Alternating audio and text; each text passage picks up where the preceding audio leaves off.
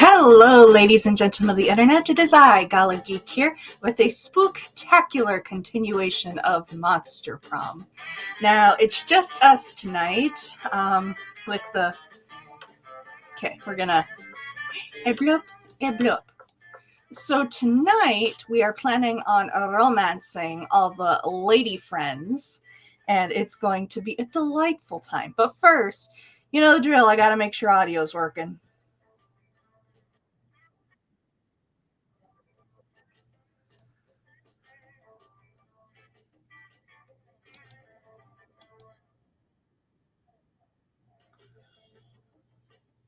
Okay, so I think what I'm going to do for audio, we're going to a compromise. So it's easier to hear the background music, but I'm not shouting over the top of it continuously. Okay, and we're going to pause. Okay, so we are looking good. So, bloop, back on. All right. So it said I had some new pictures, which I was like, oh, cool. So what is mod tool? Boop, boop, boop, boop, boop, boop, boop. Oh, I don't think I have any mods. Yeah. Let's see. I can create mods. We might do that another time. Let's see. I was going to go look in gallery. That's what I was looking for. Okay. Oh, look at the precious babies. That's so cute. Do the full screen. Oh, all the good times. Oh, you can see the different variations. He doesn't. Oh, no thoughts behind those eyes. Absolutely wonderful. Polaroids. Getting our friends. Ah, look at us all having a good time. Oh, yeah. What a good time. Look at all the fun we're having. Yay, pool party. My favorite character. Oh, man. So many good pictures. Okay, more art. I love more art. Oh, looks like backgrounds. Congratulations, you've been chosen. Big, big win. Fan art. Aww. Oh, it seems that I am not the only fan. I approve. I approve. I approve. Monster Sonas? Oh, hello. Oh, that's cute. I like that. Oh, that is so cute. Okay, well, we put this off long enough. Now, I think we can just start playing. Oh, my throat is going to hate me by the end of the night. Second term, first term. What is the difference? I'm actually genuinely curious. Let's go with second term. Keep it fresh. Unless... Yeah. Hello. Okay. So is second term 1 and 2 or... Well, we got a lot to do with first term still, so we're going to go with that. First game. And my screen just went blank because it flickers. Aha, here we go. Spooky high school. The sweetest 16 years of our lives. Back then, we were young and unafraid. Sometimes reckless, sometimes brilliant, sometimes just stupid, mostly stupid, but always willing to live life to the fullest. We were on a wild journey to discover who we really were. Ooh.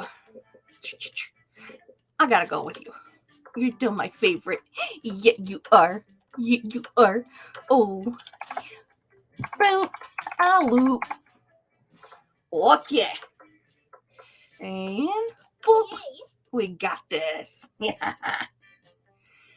And we had yet to experience the ultimate challenge of Monster Prom. I remember it clearly. 6 weeks were left as we fantasized, and the screen went dark.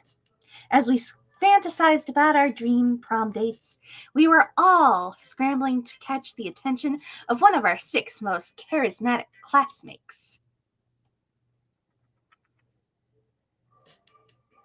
Miranda Vanderbilt, 19, a sweet mermaid princess who was as cute as she was genocidal. Damien LeVay, 21, a fearless demon with a taste for destruction and a love of fire. Scott Howell, 21, a werewolf athlete who compensated for his rather small brain with a stupidly huge heart. Liam de Lancourt, 4XX, a hipster vampire whose standoffish demeanor hid that he was truly a lovable dork. Yay! Polly Geist, 22, a party ghost with an insatiable hunger for all the wrong things. What? And Vera Oberlin, 23, a mean, self-made gorgon with a merciless sense of business. It was clear it had to be one of them, but who? Who indeed? We only had 6 weeks to choose our prom date, and even more daunting, we only had 6 weeks to woo them and conquer their hearts.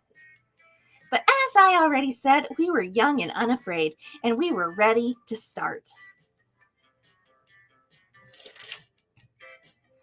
Welcome to Monster Prom's stupidest pop quiz ever. All minds are rotten, but they are rotten in so many different ways. No worry no more. We're now using our PhD in bullshit to diagnose which kind of deviant sicko you are. Monster Prom's stupidest pop quiz ever, trademark, will throw a bunch of absurd questions at you and turn your answers into your character stats. This way, each of you will start by having stats that better reflect your true selves. Let's start.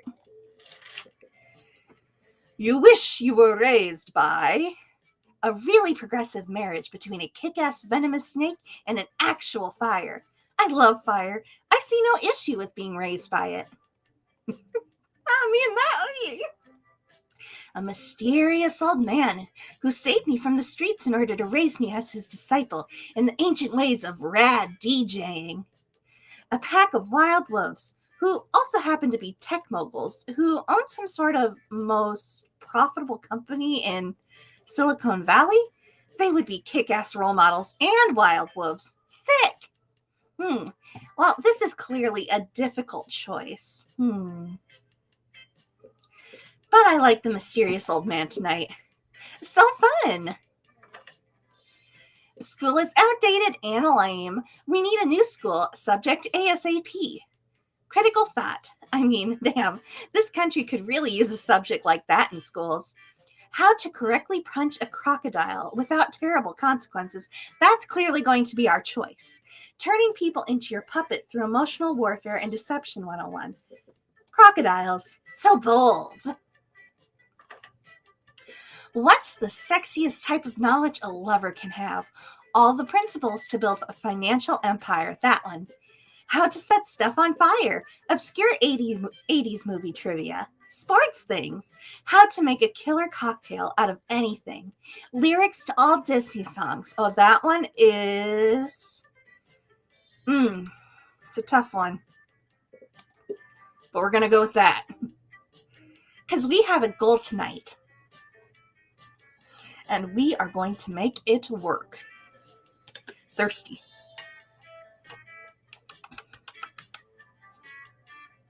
Boop, boop, boop. Let's go.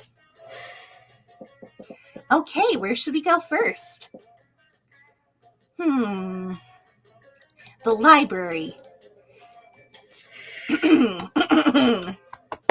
1 second. That day, you spend some time on the library's PCs, playing some good old online poker. Gambling seems like a stupid and dangerous decision, but who cares? This time it paid off, so fuck it. You gain +2 money. Yeah, that's right. You see hordes of your classmates running away from Vera and Scott. They are all screaming, "Spoilers!" Have you seen the latest episode of Detective Wereweasel? Wereweasel finally exposed the cartel's entire operation. Awesome, bro. Oh gosh. I did! It was so exciting I peed on Grandma's carpet. Not bad. I know, right? And the cartel's organizational structure is so cool. I took so many notes. Oh, bro. But last night was the last episode. I was so sad I peed on Grandma's carpet. Well, why don't you start with our own TV show? We'll make it better than the Wereweasel. What? Better than Wereweasel? Is that even possible? We're the perfect team. I have money, and you're the gullible target audience. Gorgana Film Studios requires your ideas. Scott Gorgana Film Studios? We'll talk about that later. Right now, I need ideas. When the mafia threatens to close the gym, an ugly-ass Nosferatu must expose the syndicate to save the only place that lets him do his reps. Chile, 1985. When Pinochet... I don't know how to pronounce that, I'm sorry. When Pinochet floods the market with black cocaine, a courageous drug dealer becomes a private eye to blackmail Pinochet and save her coke labs. Oh, okay. Let's go with this one. Oh, not bad. Did you just create the most relatable detective ever? That was a rhetorical question. Obviously, a young entrepreneur fighting to save her business from government regulation is objectively relatable. But she's a drug trafficker. She is a businesswoman protecting free markets. Doesn't that sound to you like the monster can dream? I didn't think about it that way. But is she a buff entrepreneur? Like, really buff? Sure, why not? Hooray! All my objections have suddenly disappeared. Vera puts you and Scott to work stuffing packets of promotional cocaine to publicize the TV show. You gain +3 money as payment. I do enjoy money. Yep. We're off to a great start. Let's go. Let's see.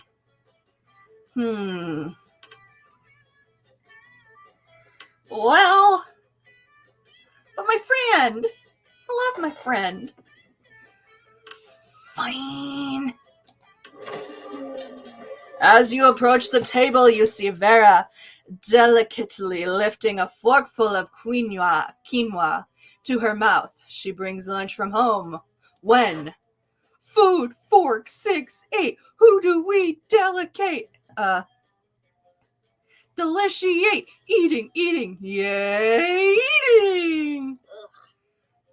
Scott. What on earth are you doing? I'm cheerleading you to help you be the best eater in the whole school. What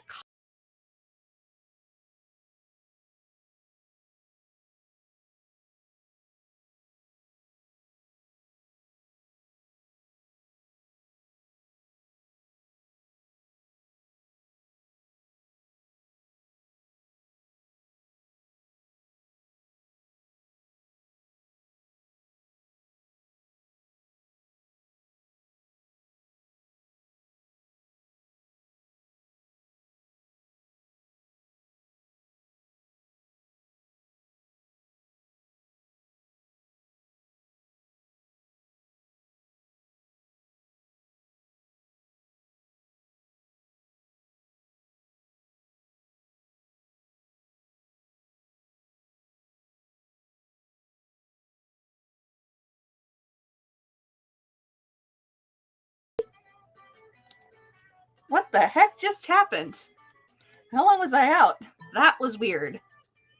Okay, well, we're back up on screen now. Okay. Yes! In the walk-in freezer. Oh, duh! It's just like when we cheer for the other team to lose instead of cheering for our team to win. Yes, I invented that cheerleading strategy.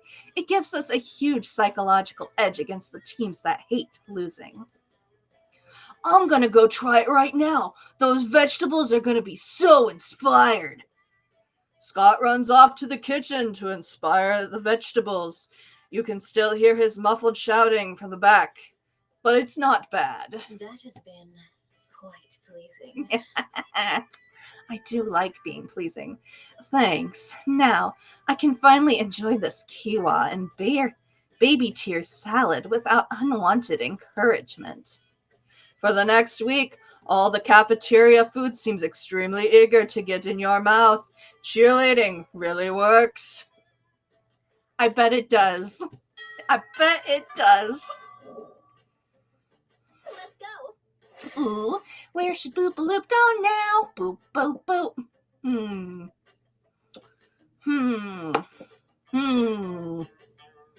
We have money. I got 10 money? Wow, I got lots of money. Show me that money. I like her. You missed me and my shit, huh? No worry. Worry no more. All this shit can be yours if you have the money. Not me, though.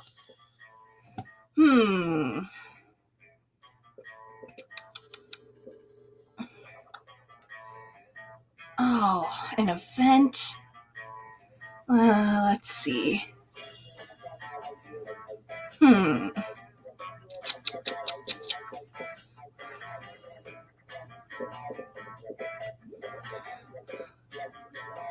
Let's go with this one for now. Purchase the gift that keeps on giving. See, I'm wise enough to know when a gift needs given. Yeah. Aw, drawing from a random kid. I know, the composition's not that great and the color palette lacks depth, but fuck you, it's a gift. I mean, she's not wrong. Not wrong at all. Let's go. Oh boy. Okay, what should Boop-a-Loop do today?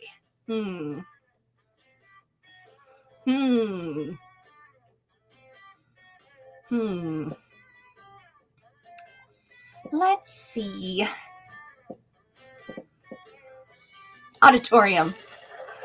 That day, when rehearsing for the class play, it's as though the muses themselves have descended to give you figurative oral sex. Your performance is intense and inspiring. It will be remembered for generations, which is pretty rad by high school play standards. You gain +2 creativity. Yay! Later, you come across Damien and Vera in the hallway, nonchalantly holding a locker shut with all their strength. The locker has a sign on it that says, "Nothing to see here." Oh, and it's screaming. Shut the hell up, you.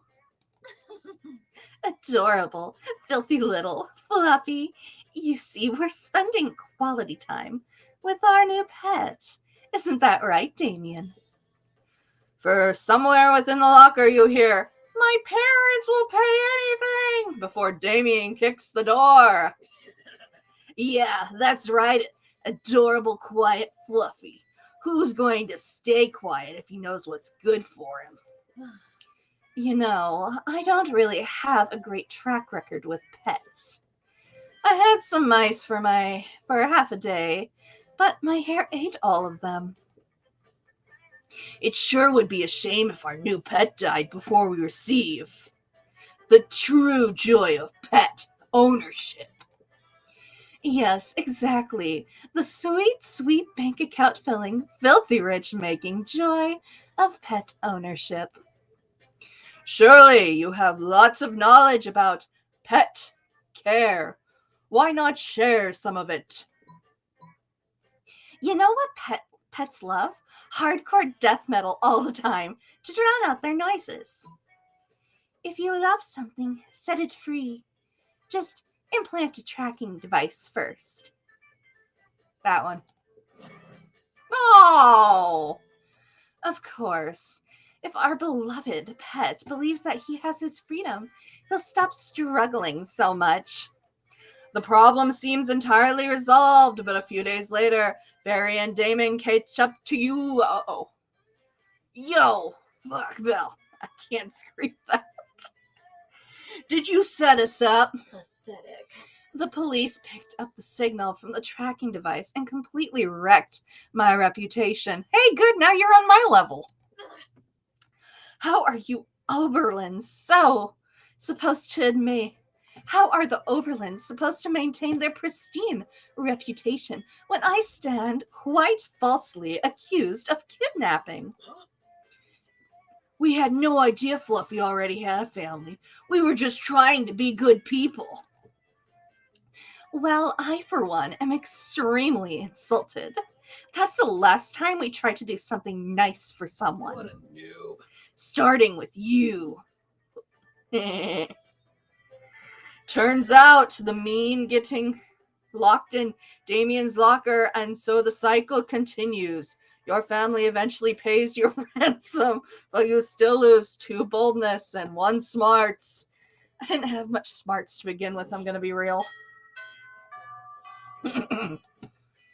Oh, where should I sit?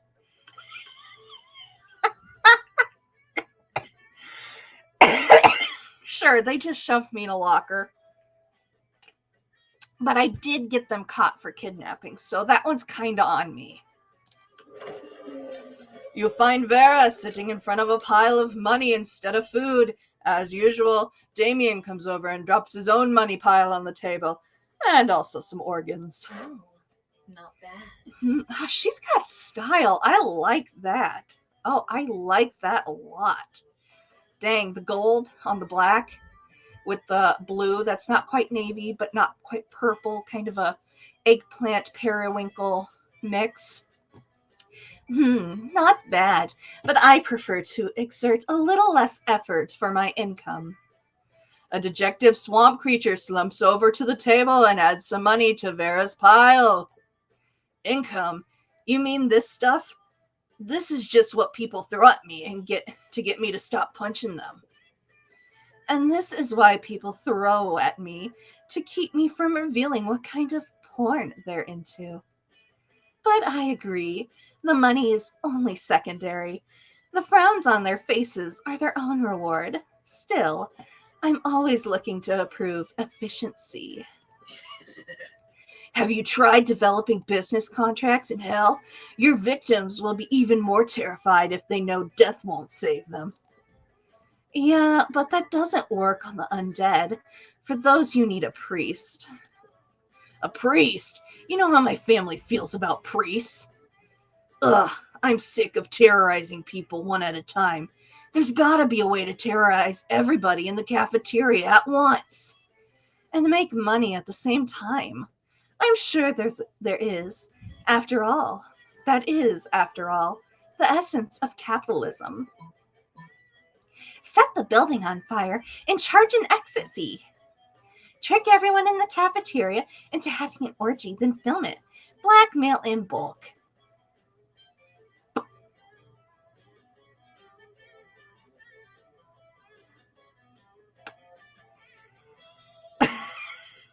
Okay, we're doing it. I knew it. It's painful, but I knew it. Simple, elegant, raunchy. I like your style. But how are you going to trick the whole room full of people into having an orgy? Don't tell me you don't know how to do that. Is this something you do all the time? This is something you don't do all the time? I thought you were the Prince of Hell. Yeah, I'm a prince of the Bernie part of hell, not the sexy part of hell. I blush. That explains it. Well, to answer your question, this is a room full of high schoolers. A slight breeze could instigate an orgy. Although the succumbus sauce I snuck into the sloppy joes won't hurt either. It certainly doesn't. You, Vera, and Damien retreat to a safe distance to film the sexy carnage and avoid the fluids. Ugh.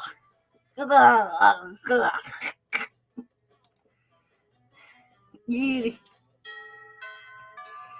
Oh. Let's go. Have I said I'm ace? Because I am. Yeah, sexual stuff makes me really uncomfortable. Okay, let's see.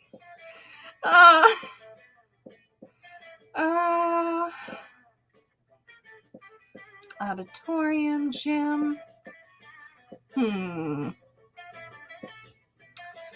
Well, I'm gonna go partying. That day during recess, you start a half-hour rave that goes full crazy. You have no idea how it escalates so much, but at one point there are like 300 people. Someone summons demons from a nightmare dimension. The consequences might distort the fabric of reality. Itself. But who cares? It's a rad party. You gain +2 fun. Haha. You're happily examining the shitty Karen drawing you got from the store, thinking about what kind of frame will enhance its childish colors and stupid composition when Scott approaches you. Hey, Boopaloop! Is that a picture? I love pictures. Coach says one picture is worth 1,000 words, and there are so many words I love, like pizza and good and boy, and he is a good boy. He's the best boy. So a picture must be even better. What's your picture saying, bro? It looks like a little stick person holding hands with 2 big stick persons. And also there's a house and the sun has hair. You patiently explain to Scott that this is a picture of a family and that those are solar rays, not hair. Awesome, bro. Oh, so 2 big bros are protecting their little bro? I get it. What? No, you tell Scott that the 2 big stick figures are parents. Parents? I'll find those eyes. Wow, so that's what parents look like. I totally have some parents, but, well, I've never actually seen them. That's okay, though. Once a year, they sneak into our house in the middle of the night and leave me Christmas presents because I'm a good boy and they love me. Oh, you deserve it. No, I'm not doing that voice. You get regular voice tonight. Ha, you baby. You still think parents leave Christmas presents in the middle of the night? That's a myth. Ooh, it is. Don't listen to him, Scott. Yeah, everybody knows that all Christmas gifts are delivered by Santa Claus, a bearded home invader with lobster hands and a cookie fetish. But my parents think I'm a good boy. They do, Scott. Psst, Boopaloop. Are you just gonna stand there and let those douchebags ruin Scott's innocence? Distract him? Oh, you have a heart. Whoa, you know this is a serious situation if it's causing Vera to show empathy. Quick, divert Scott's attention by starting a discussion on the history and development of jazz as a musical art form. Make silly faces. Luckily, you keep a portable record player on hand for starting just this sort of discussion. You put on your favorite record, My Parents Left and They're Never Coming Back by Johnny No. Oh no! Oh no! Oh no! Bro, that's what I'm saying. This is obviously blues. Yeah? What's wrong with you? A lot. Also, that's a really insensitive way to tell Scott his parents deserted him. But yeah, let's focus on the blues thing. My parents deserted me, but dessert comes after all the other meals. We haven't even had one meal together. Oh, bro. I wanted to have pizza with my mom. I'm so sorry, Scott. I'm so sorry. Just once. Is that too much to ask? I gotta go to the gym. As Coach always says, why cry with your eyeballs when your entire cry with your entire sweaty body? Oh, I'm so sorry, Scott. You know, I once threw a baby into a furnace for having the same name as me, but you, Boopaloop, you're cold. No way. Also, you can't tell jazz from blues. Let's not forget about that. Why are you so mad about that? You'd rather forget about this entire episode, to be honest. But instead, you lose 2 charm and 1 fun. Oops. Listen, I am winging this. Let's go. Like, I'm sure there's a strategy to this game, but I don't know. Let's see. Where should we go? Bathroom. That day, you skip class just to hang out in the bathrooms because you respect no authority. I guess some people just want to watch the world burn by skipping class and hanging out in the bathroom. You give +0 shits, but you gain +2 boldness. Aw, yeah. Afterwards, you discover you've been poisoned, and only Vera has the antidote. She does this all the time. It's how she invites you to hang out. Hey there. There you are. Thank you so much for coming. I'm embarking on a new criminal enterprise, and I need a conciliar. The idea is simple, yet brilliant. Think Uber, but for killing people. I call it murder. But it turns out the market is flooded with assassination apps. Assassination apps in blood. I need a way to get ahead of the pack, and since you're such a good advisor, differentiate yourself by being the only service that offers free-range organic murders. Viral marketing, literally, tailor a high-quality, contagious virus to make people love murder. Man, these are hard.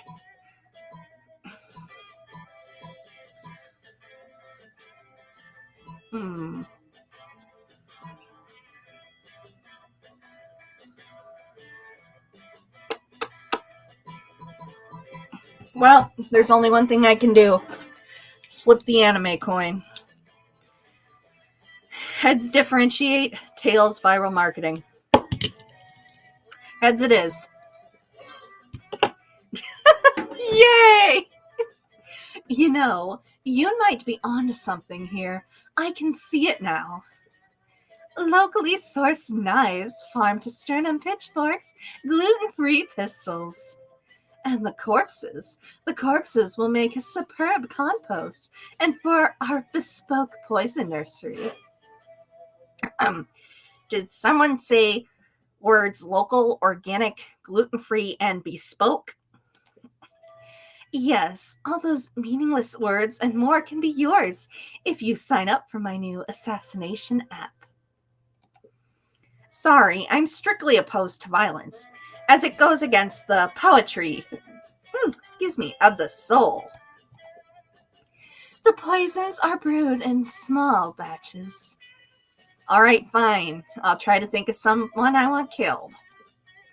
If you want to just give me money, I can select someone to kill on your behalf. Well, as long as it's organic. As Vera accepts Liam's cash, you can tell that this is only the start of a long and fruitful business partnership. Vera splits the earnings with you, and you gain +2 smarts and +1 money. Yay. Yay. Week 3. Let's go.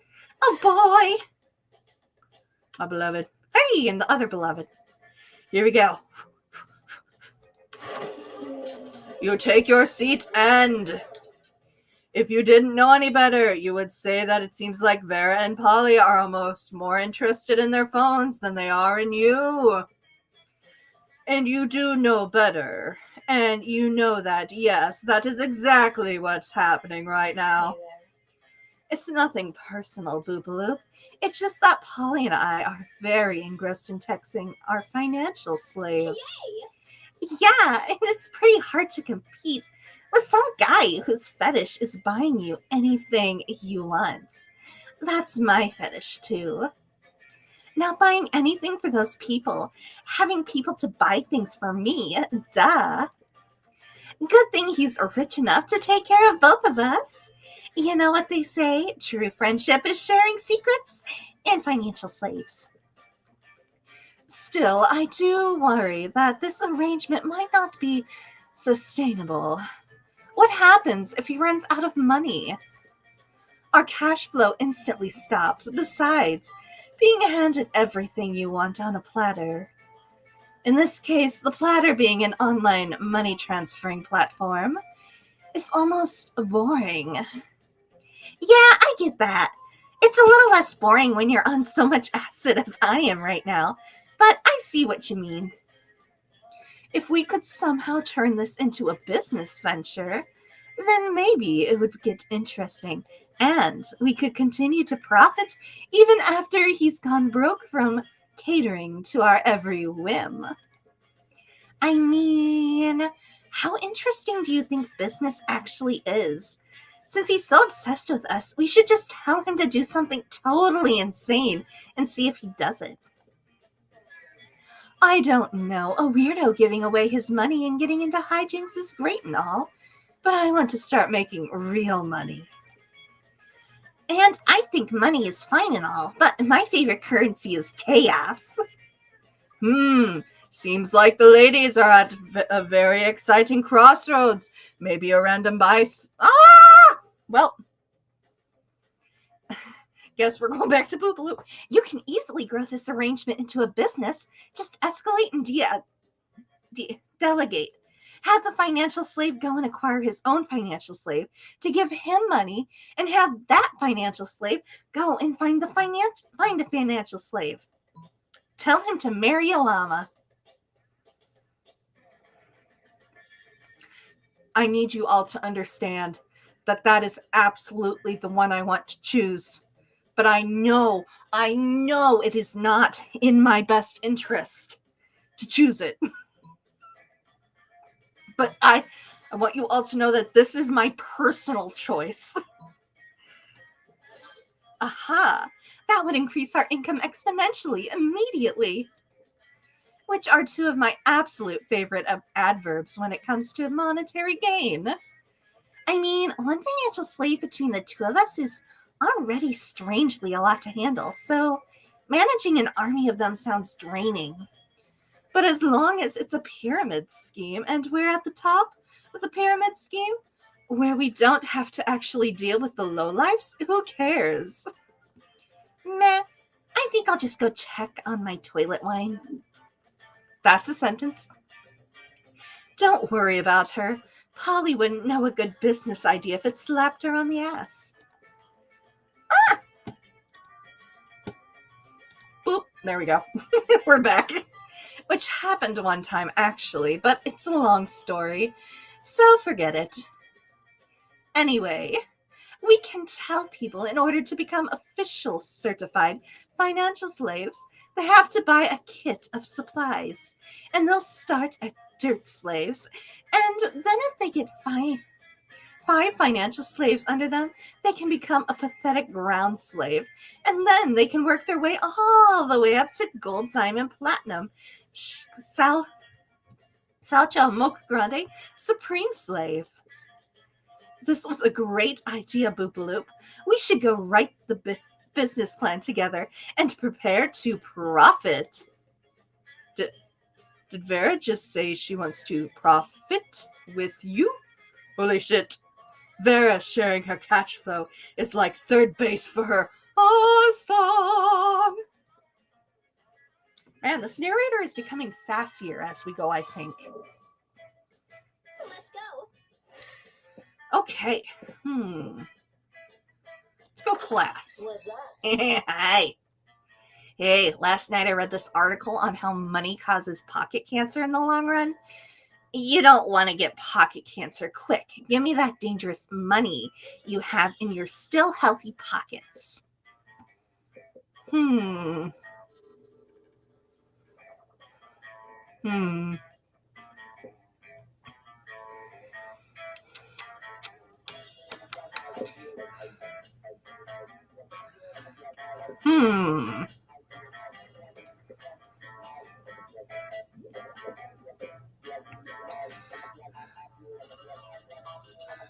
A PR agent.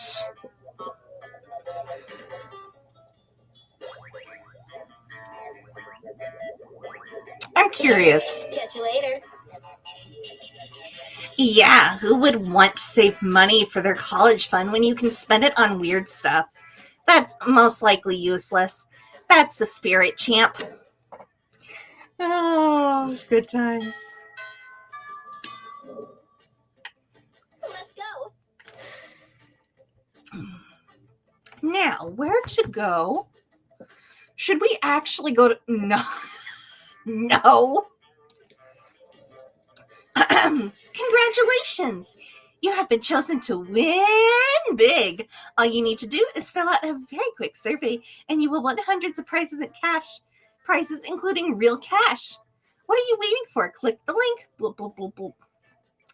That day, you spend some time on the library's PCs, sending malicious spam emails in hopes of stealing other people's money. It doesn't sound very nice, but who's really the one to blame if they respond to such a blatant scam? You lose 10 karma, which isn't a stat in this game, so who cares? And you gain +2 money. Oh yeah, I did. You see a truly rare sight. Vera and Damien are sitting behind a PC, speechless. Fucking metal. Wait, did we just rig an election in the Midwest? I was just trying to change the president's wallpaper to a dick pic. We need to cover our tracks, like, right now. Well, don't just stand there, you innocent bystander. Help us. Yes, of course I'm talking to you. Damien can't help. Breaking shit is useless right now. I disagree. Smashing the internet is literally our only option. Blame somebody else, like the Vanderbilts. Miranda won't be able to disprove it. You plant all the necessary... My thing died. Come back. Please. You plant all the necessary lies linking the election directly to the Vanderbilts. Unfortunately, you didn't predict that they would roll with it. Later on TV, Miranda's father giving a speech. We're happy to announce that the Vanderbilt Kingdom has just annexed the Midwest. I don't know what accent I'm talking in. We have no idea where it is, but we're keeping it. Man, Miranda, even closed the borders. I had tickets to a human safari in Detroit next week. We could have sold the Midwest to the Middle East. You cost me a lot of cash, idiot. What would you call the combination of the Midwest and Middle East? The mid-center? Now you'll never know. You lose -2 fun, -1 smarts. Oh no, I'm negative in smarts. I'm not surprised. Week 4. Let's go. Oh boy, oh no. Hey, ladies. Apple. You find Vera and Polly at their table, deep in conversation. All right, business idea. People pay a monthly subscription to prevent me from drugging their food. Business idea. People pay me a monthly subscription to put drugs in their food. Business idea. Price out the cafeteria's current food supplier by selling plastic food. Business idea. Nipples. Just nipples? Yeah. Okay. Wait, business idea. Use clever marketing and food science to create the perfect new diet craze and sell it for an insane profit. That's actually a really good idea, and I agree. Better than nipples? Yes, we just need to figure out what our new diet product will be. Tapeworms, they're gluten-free, dairy-free, 100% organic, and you can get them for free from sick cows. Meth, it's what's for lunch.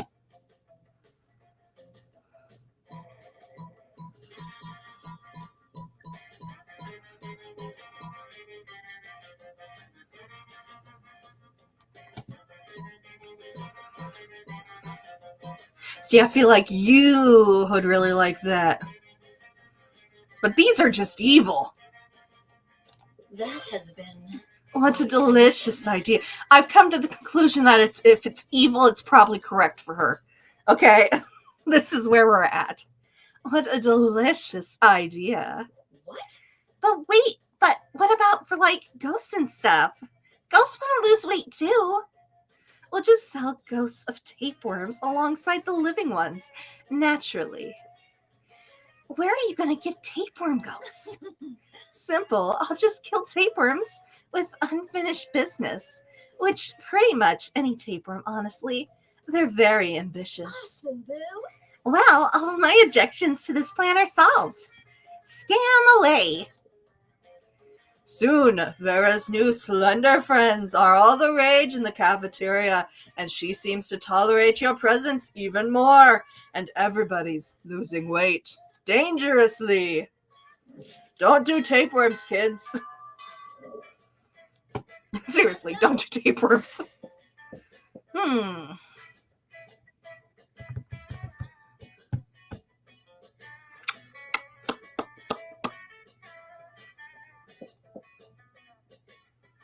Party.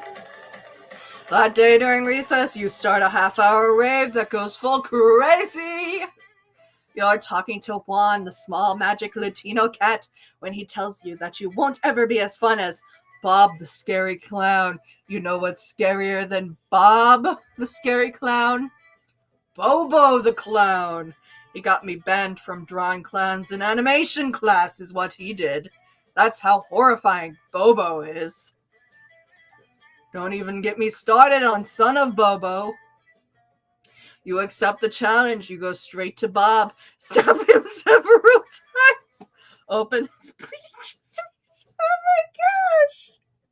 Try to consume his friend. Really? Do you think that's how it works? Well, it is. You gain +2 fun from poor Bob. Hey, you see Vera looking at her phone. She obviously is pissed. So, you decide to go talk to her. Yeah, that is a decision I'd make. Ugh, not another dick pic.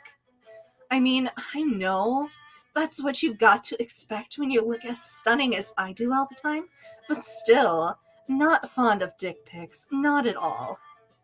When are you guys going to learn? Dicks look gross. Sending me a picture of your dick is not a treat for me.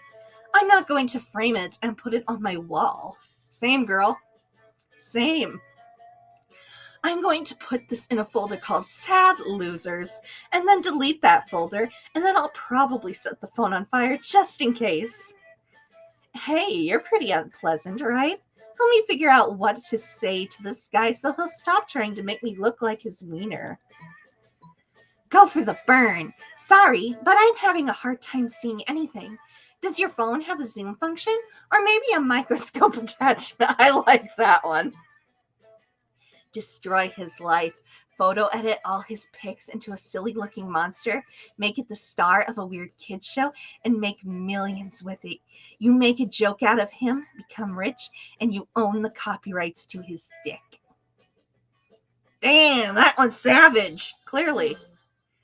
Sweet. Either he stops, or he makes me richer with every dick pic he sends me. It's a win-win situation. Or should I say, a win-wiener situation. Okay, maybe not, I'm not the funny type for sure, so might need your help down the road for this to really take off. You'll be my assistant executive producer or whatever fancy title you want. Damn, you're funny and have a sharp business mind. That's surely sexier than a dick pic. Which wasn't exactly hard since his pics hadn't set a very high standard. But still. Sweet move. You gain +1 fun and +1 smarts. You also earn +2 money as an advance for your salary as an assistant executive producer. I got a bright future with her. Yeah, we're committing multiple crimes, but you know what? Sometimes that's how it be.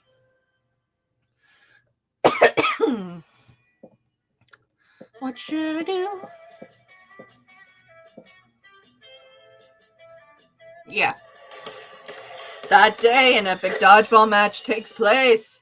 Everything seems lost, but you deliver an inspirational speech that fuels your team's spirits, leading to a spectacular comeback. You're clearly a natural-born leader. You gain +2 charm. Yeah, I'm out of the negative in smarts. That's good. As you walk down the hallway trying to beat a level of Bone Crush on your phone, you run smack into Vera, also engrossed in her phone. Sure, feel free to read over my shoulder. You wouldn't understand the charts anyway. Miranda's been mouthing off about being a princess again, as if that's so amazing. Pathetic. She's a princess underwater. You know what's underwater? Sea slugs and fish shit. You know what's not underwater? This school. Why should the birthright matter when there's so many other factors that determine a person's worth? Their beauty, their cruelty, their business sense. And using all these factors, I've divided the school into cools and uncools. Now I just need to find a way to reinforce the superiority of the cools over the uncools. Uncool students should have to carry cool students from class to class on chases. Rotting squid should be thrown at uncool students to remind them how uncool they are.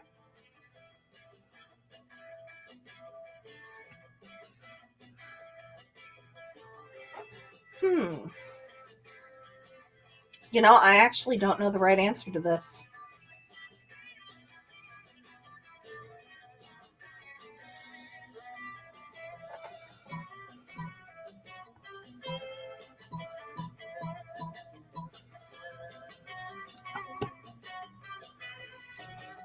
So you can't force people to do things.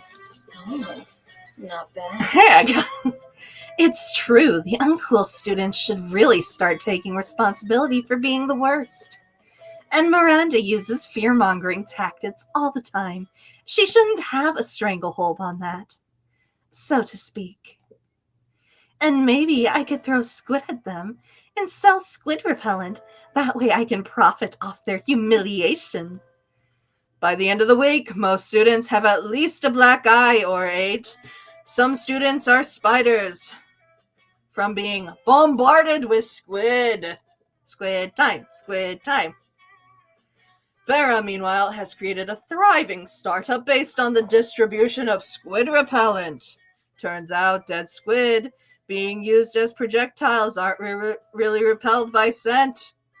But it also turns out the student body at this school is really, really gullible. Vera gains money and status, and you gain +2 money as royalties for your idea and +1 smarts. Yay! I needed that. Okay, what's next?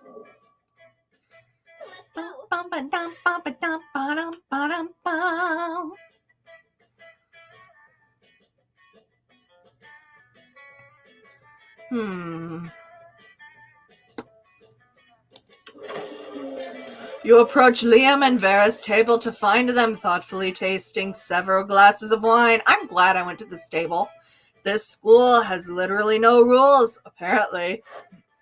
Ah, wine. It's the most exclusive of beverages. Even a vampire such as myself cannot resist the class and allure. You do know a lot of wine, then. I'm having dinner with the King of France next week, and I could use some pointers. France doesn't have a king anymore. That's what the media wants you to think. So, do you know about wine or not? Alas, my centuries of living have only learned how to look good holding wine, not how to evaluate it. All I know is I'm not drinking another glass of that one. Vera points at a bottle with Polly's toilet wine written on it in permanent marker. What I wouldn't give for an experienced sommelier to help us judge which wine is the best. You know nothing about wine, but you're pretty sure most sommeliers just make stuff up anyway. You suavely recommend. Try the sangria. Excuse me. Try the sangria. It pairs well with seafood and blood. The tannins in the robust Malbec are an elegant way to mask the taste of poison, perfect for diplomatic missions.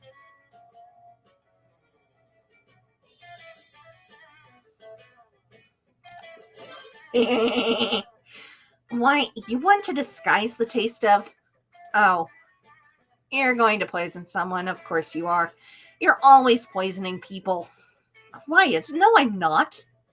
People in no way directly associated with me are always poisoning people. Not again. There we go. And soon they will strike again. France has suffered under an unjust king for too long. Plus, he called me fat at a party once when I was 11. Oh, he's gotta go. Who is this king you keep talking about? I'm telling you, France doesn't have a king anymore. Soon, Liam, soon. Vera's so thankful to you for solving her assassination problem. She lets you braid her snakes. You get a bit a few times, but it's so worth it. I got a confession. I'm terrified of snakes. I know they're just danger noodles. They've got boopable snoots, but I just cannot get near them. It's a sad day.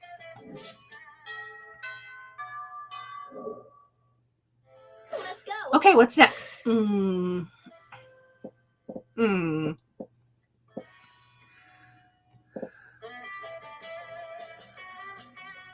up on the end here. I've got the cocaine.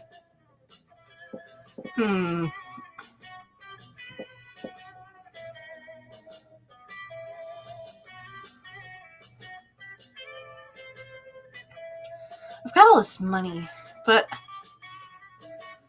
gosh, I could really probably use the smarts. Shouldn't you be out there trying to romance a classmate or something? Anyway, welcome. Okay.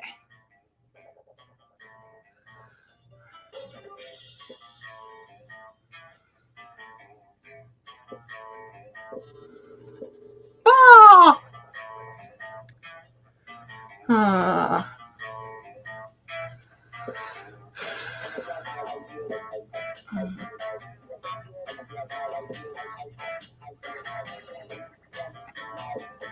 Let's do the hype station. Nothing better than the smell of money. Well, actually, there are many better smells, but you know what I mean, right? Okay. Week 6. Oh, here we go, guys. Here we go. Ooh, it's the end game. Here we go. Ooh, we're going to get this. The day while rehearsing for the class play, you totally forget your lines. Oops, it's terrible. I've had that happen. But you don't let that get you down. You start improvising all your lines, and it's marvelous. Somehow it enhances the pathos of the play in unexpected ways, and that's saying something, since half your improvisations is a rap battle against your inner fears. You gain +2 creativity. Dang.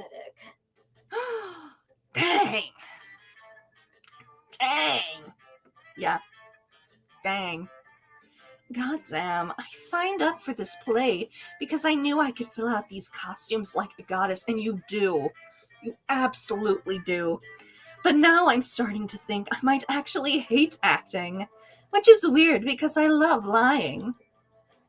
That's your freaking problem, Vera. You shouldn't be lying. It should be living truthfully under imaginary circumstances. Duh.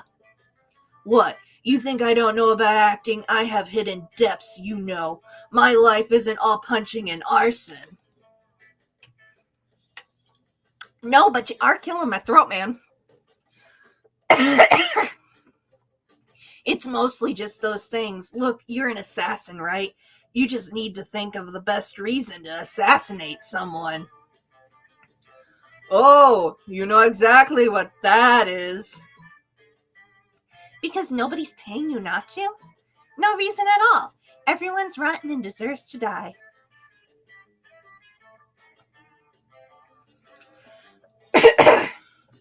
Hmm.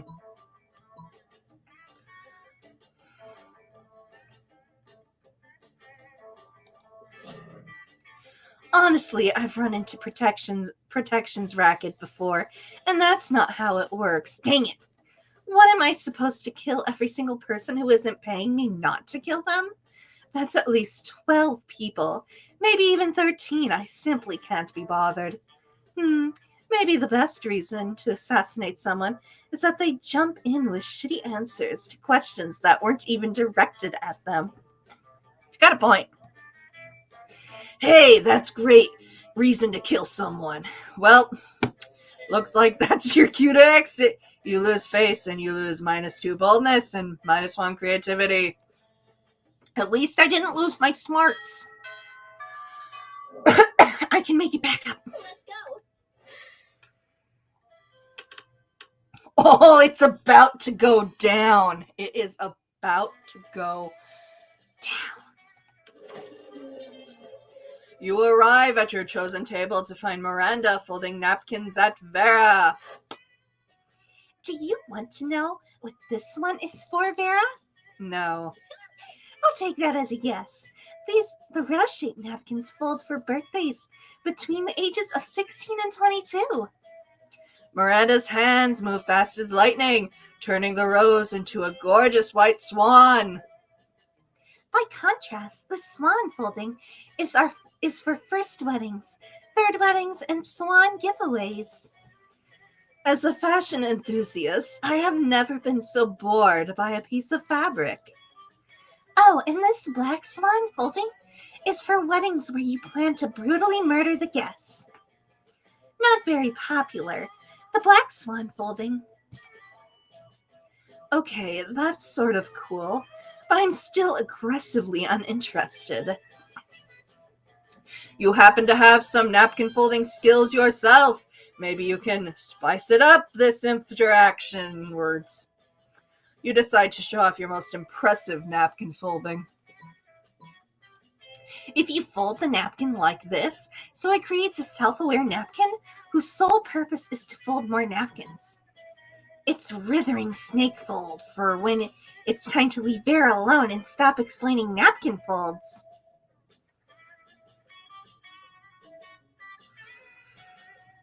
I'm gonna go with this one. Well, that's quite a specific fold. Under what circumstances would one use... Oh, I see. Damn right you see. And notice how my whole head is covered in writhing snakes? So basically, just assume that don't talk to Vera about napkins time is all the time. It's a year-round festival. People the world over celebrate it by not folding napkins at me. Well, it's not very elaborate napkin fold, is it? You explain that what your fold lacks in complexity and makes up for with the 12 ounces of cobra venom it can spit at will. Right, well, I see we subscribe to different schools of napkinry. I'll leave you two to it then. Your reward for running Miranda off is a one-on-one lunch with Vera. You've never felt so alive. Ah, yeah. Ah, yeah. Let's go. I'd say I got this in the bag, but I remember what happened with Damien. So. Oh man, evening of week 6. Only one option. Party hardy. Okay, if it were me, it would be library, but I feel like the party is the best option.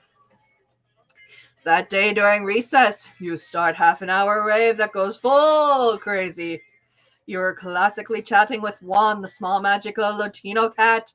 You start telling him that hilarious story of what happened last summer at Monster Camp. You know which one, the one involving the beehive and the blow-up doll, the president, the penguin mask, and the mystery of the Goblin King. Slowly, a lot of people start joining you to hear the story. By the time you say where the Goblin King was, 100 people or so burst into hysterical laughter. You turn on a mobile app that captures all the laughter and turns into +2 fun. Soon after, you hurry away to join Vera for an after-school rendezvous. She arranged a romantic evening at the stock exchange. Oh yeah! Oh yeah! There you are. I'm so happy you joined me. Here that I have momentarily forgotten my hatred for all beings. You, what? You thought you were going to dinner? No, silly. How am I supposed to make a profit at dinner? If you're hungry, just eat some money. There's plenty of it lying around. Look, I invited you here because I wanted to share something really special with you. You see, all these people here, these sociopaths screaming at each other in $10,000 suits. This is my family. Well, not literally. I've never met my birth parents. It's more like a room full of my worst enemies. But what's family after all, but a room full of your enemies? Anyway, enough chit-chat. The real reason I brought you here was to help me make money. Make with the stock tips. You know absolutely nothing about the stock market, but that's never stopped you before, you tell her. Buy one of everything. Sell it all. All we need is each other.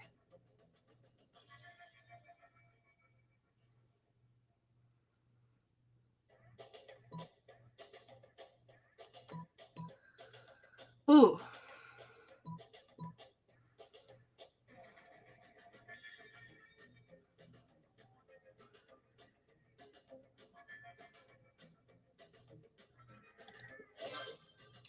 One of everything? How could you be so brilliant? If I buy one of every stock, no matter which one goes up, I'll have a share of it. My profits are assured. Wait, what are you doing over there tearing off that stockbroker's suspenders? Are you... My God, you're even cleverer than I thought. You didn't mean I should buy one of every stock. You meant I should buy one of every thing. And you didn't mean buy, you meant steal. You, sir, your pants. Give them to me. Don't argue with me. I have snakes for hair. You and Vera dash around the room, stealing suit jackets, gold watches, silk underwear, and very nice potted plants. Yeah, I do that. I've never felt more alive. Did you know that 90% of paper money contains traces of cocaine? There was more than money in that money salad you guys just ate. You gain +2 creativity and +1 money. I'm good at this. Yay. Okay, guys. Moment of truth. Hi. Yeah. Let's go.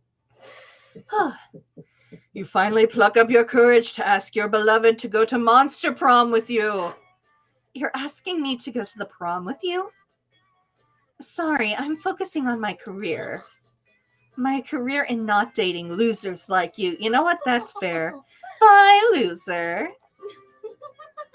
It's okay. You moved on from this horrible and shameful failure. You became a functional person, and eventually you met a sweet banshee called Ash. You shared a lot of common interests. After dating for some years, you married. One day, in the middle of a casual conversation, you mentioned how you couldn't get a date for Monster Prom. Despite your years of happiness, your marriage couldn't endure such a pathetic revelation, and so Ash abandoned you the next day. And thus you live the rest of your life alone and sad. Never forget, Monster Prom is the most important thing. I kind of saw that coming. Okay. 23 of 422. Ah! Well then. Secret endings.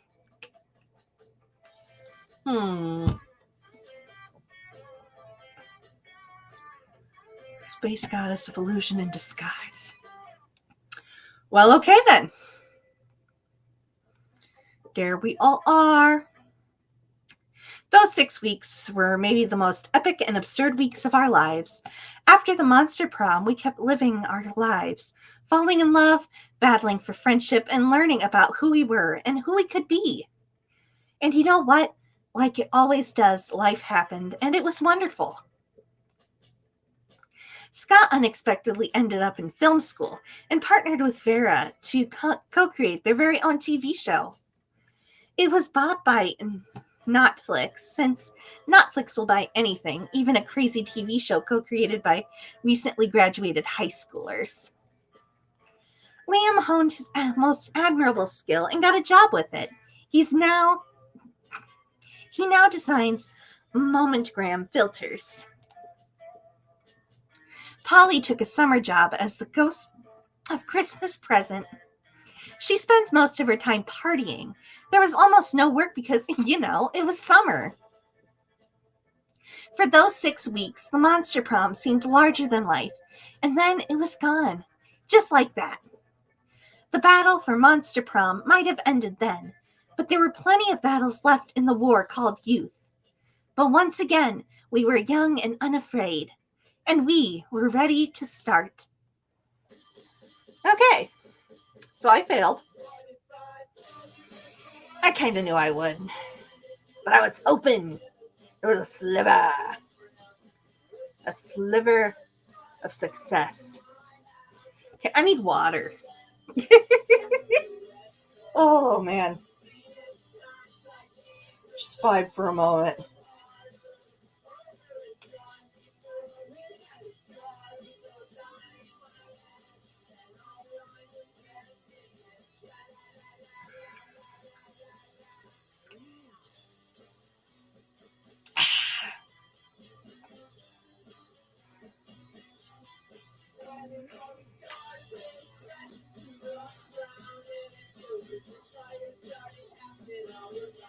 My favorite.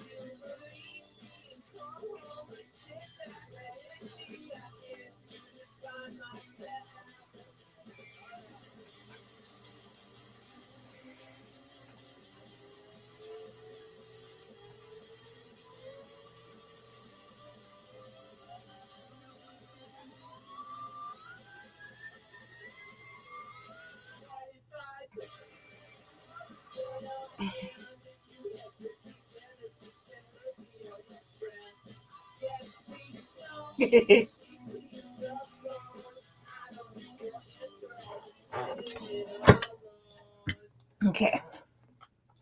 Time to refill my water quick.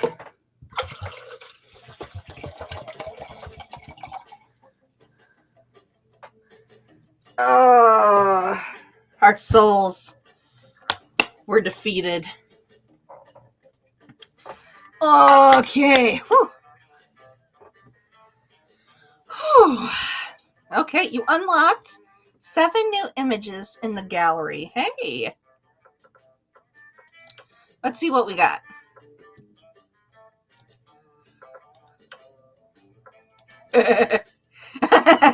Yeah, that tracks. It went off again. There we go. What else we got? Okay. Well, that's how it be. Polaroids. Let's see, anything new? Hey, that one's new. Look at him. Happy boy. Okay. Oh! Oh, thought I had one. Okay, more art. What else we got? I do love that one.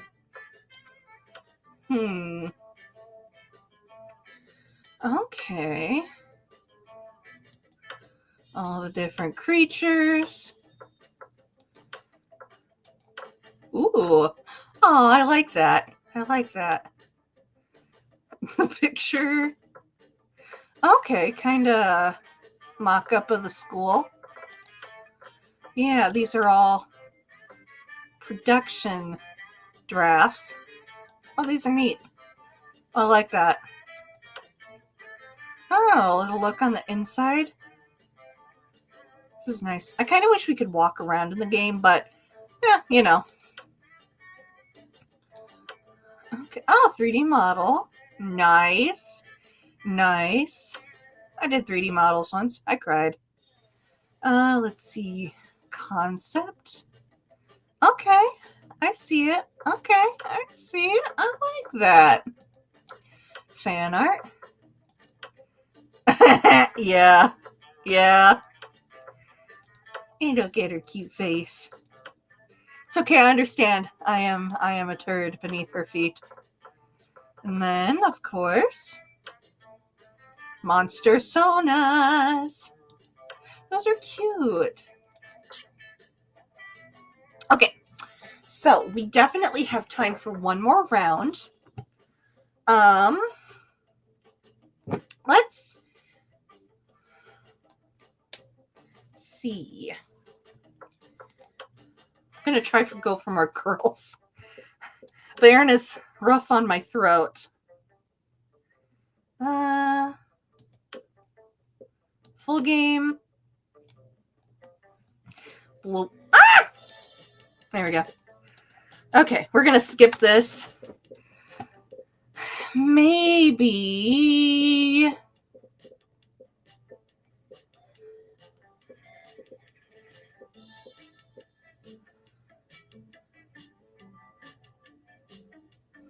Yeah.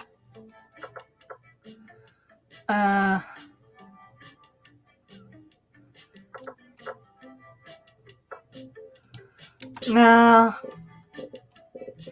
It's so hard because I'm like, I'm Boopaloop. It's can't call this character Boopaloop. It's unheard of.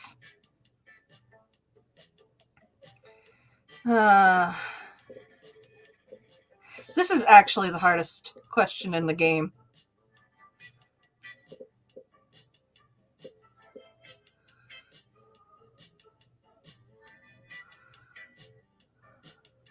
You know what? I'm going with her.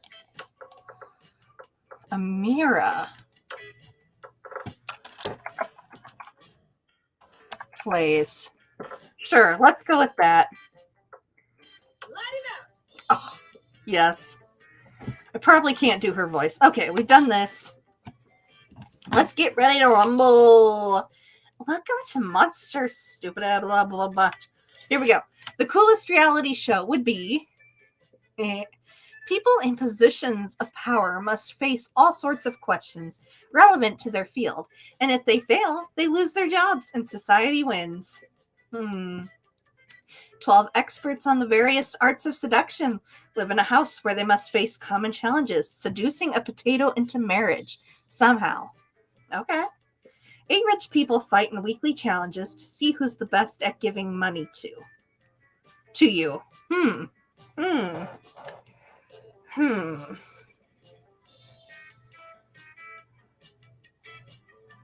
Okay, I think I'm going to go for Pinkie Pie. Ah! Not again! Oh, we're back. Okay. Okay. Hey, I'm smart. Said no one ever. You get the chance to produce a movie. It's based on something about superheroes with a love triangle between a beautiful yet somewhat relatable girl. Maybe she's always turning she's a mess, and 2 of the super hot superheroes, which are also like vampires or pirates or both. Instant hit.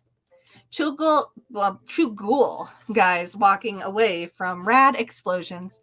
They don't look at the explosions. They don't give a fuck about the explosions. They reflect on life and love, but it's super dope and kick-ass because they do so walking away from never-ending explosions. I kind of like that.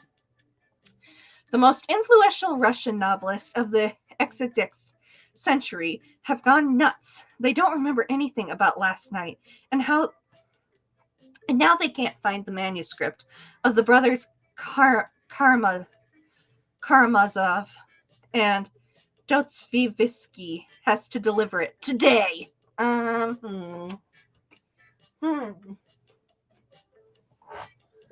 Let's see. So wealthy. Okay. What criteria would you use to name your children? My name plus second. Yeah. Meme. No name. Meh. No name. It's just too much work. Something simple and friendly like Bobby or Mary. Our research for a name that is pun-proof and joke-proof. No one will pick on them. That's not me. Just a swear word. A non-heteronormative name to give them freedom to define themselves on their own terms. This one is definitely me, but once again, I'm trying to go for Pinky. Ah! Yeah, I should have gone with that one. Oh well. Life will move on. Oh.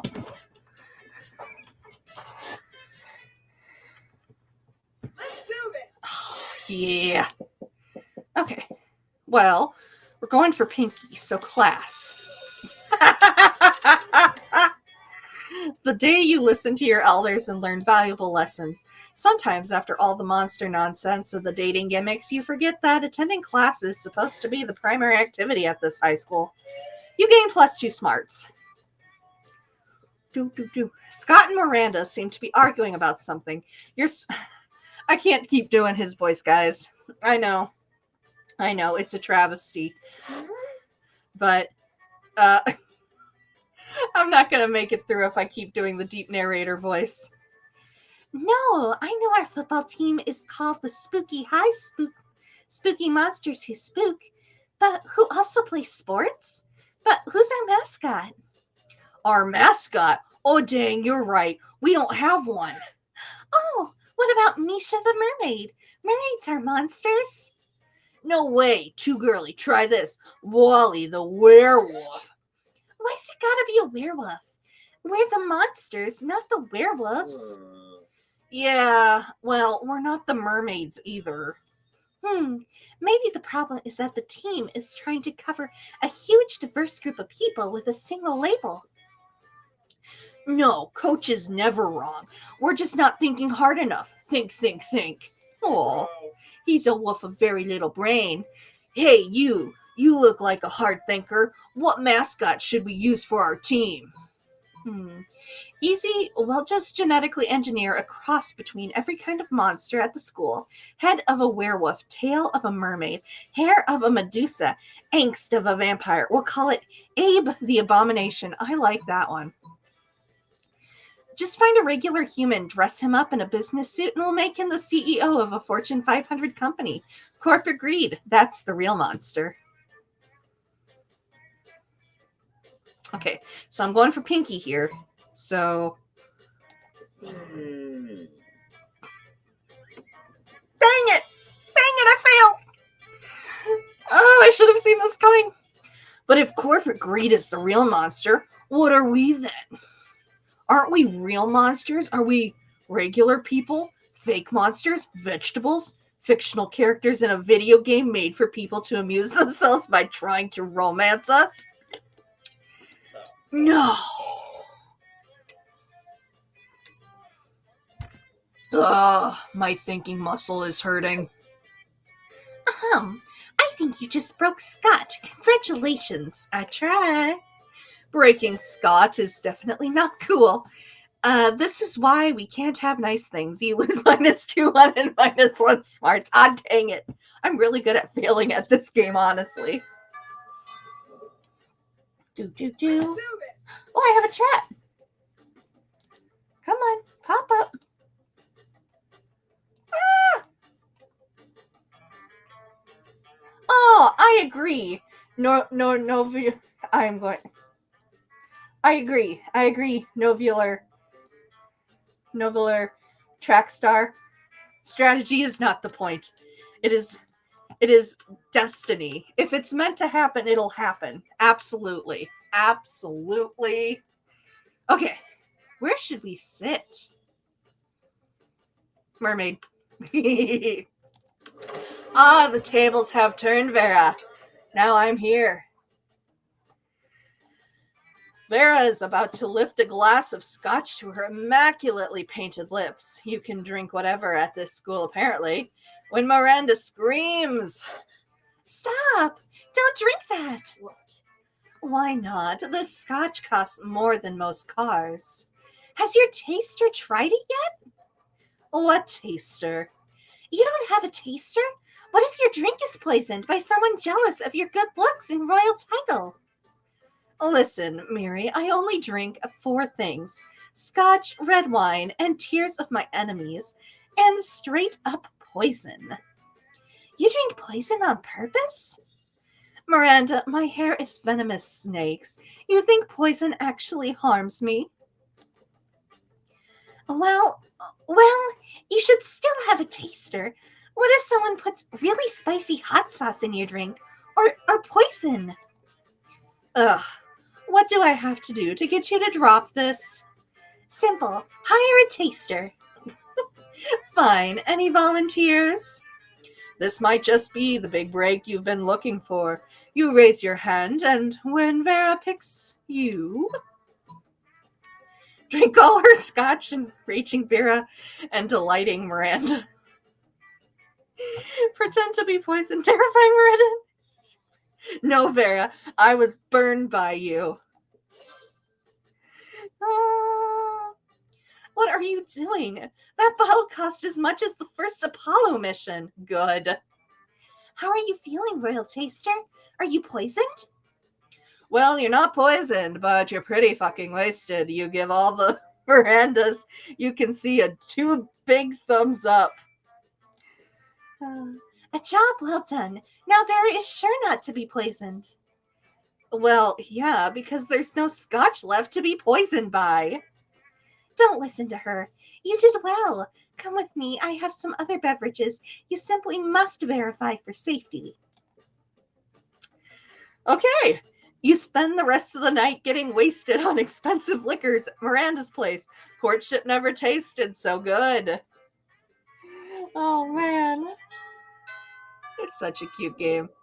I love it. Let's do this. Okay. Where should we go, Flays? And Dad in the other room.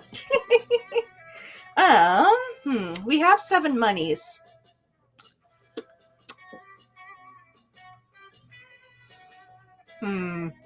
Let's see what we can get. Hi, stranger. It's been a while. I've missed you.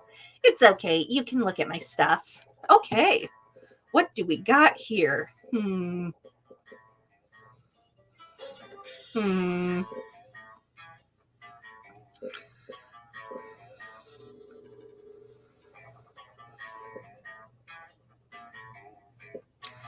What should I go with? Oh, man. Do. High school social life is so hard nowadays that hiring a PA or blah, blah, blah, is totally a thing.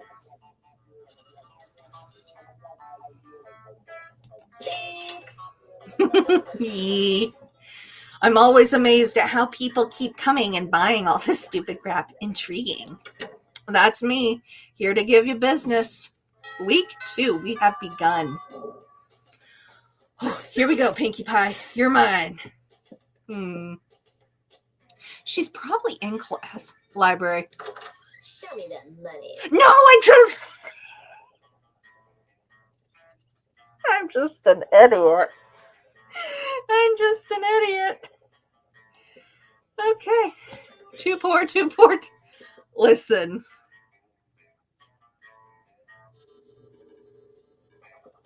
Later, Gator. Nope. What do I get? What do I get? Healthy. I mean, I got no money, but dang. This will make you laugh big time. I'm here for this. Thank you. Dang, that worked out. Yeah, that worked out. Let's do this. Oh, look, it's my two dum-dums. I love my dum-dums. You arrive at Scott and Miranda's table to find Scott happily chowing down while Miranda stares horrified at her tray. What's wrong, Miranda? Isn't it obvious? Right here on my tray, fish sticks. Yeah, Fish Stick Friday, isn't it great? It's not great, Scott. The fish are my subjects. This is clearly the work of the air people. Air people? Yes. Do you not know of the air people? The merfolk's most hated rivals. Don't you read the news? Yeah, sure. Because I totally know how to read. Press X to doubt. What? Well, I must insist that you cease eating those fish sticks immediately. This is high treason. Aw, but I've been looking forward to Fish Stick Friday since last Fish Stick Friday. Are you sure I can't eat any? He's asking Miranda while holding a fish stick really close to his mouth. But you feel like you've gotten a better answer to settle this argument. You blurt out. Haven't you heard, Scott? Fish sticks make you worse at sports. They contain baldronipil and nerdoflavin. Fish sticks contain absolutely no fish. It's all garden snails and food grade plastic. Scott can eat as many as he wants. Listen, I'm not sure how wrong this is, which is the problem.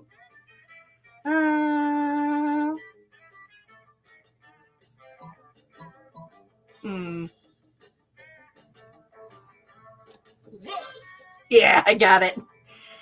Oh no, not nerdoflavin and baldropinel.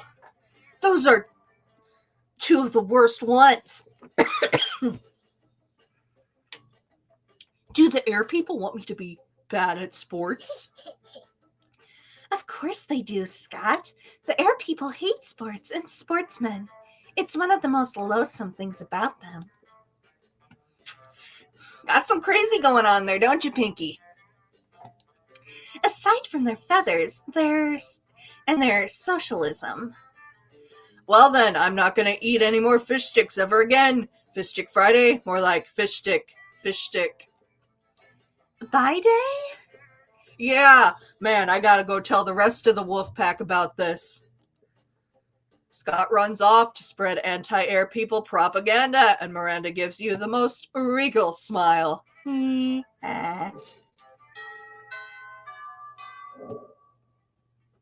do this. Okay, where are we going? Okay, not to you again. Now we go to the library. That day, you spend some time on the library's PCs mining some Bitcoin. I like that. She's cute. This is supposed to have something to do with solving algorithms and the rise of cryptocurrency, but you guess that nobody actually has any fucking idea how it really works. Anyway, you gain plus 2 Bitcoins, which is equal to $2 million. Which, unfortunately, is equal to 2 monster dollars. So, plus 2 money. Hey, I can live with that. Sigh, woe is me. Sigh. Could Miranda possibly be doing this because she wants attention? Only one way to find out. Oh, hello. I didn't see you there. As I was standing here suffering gallantly in silence. She did. And she wasn't, but okay. I had the most tragic injustice befall me earlier. This morning, I was rejected from our school's water polo team. They claimed I was mistaken about how polo is conducted underwater, Excuse me, but I was raised underwater. How is one even supposed to play water polo without a heavily armored seahorse as a mount? How, I ask you? Perhaps I offended them when I implied that they were too impoverished to afford state streets. If so, why would I love to make I would love to make reparations. But it may be too soon for me to show my face. Would you be so kind as to take them a gift of this omelet to begin the healing? I am told that peasants consider eggs to be a delicacy. Obviously, that's what would make the gesture even better, is the personal touch of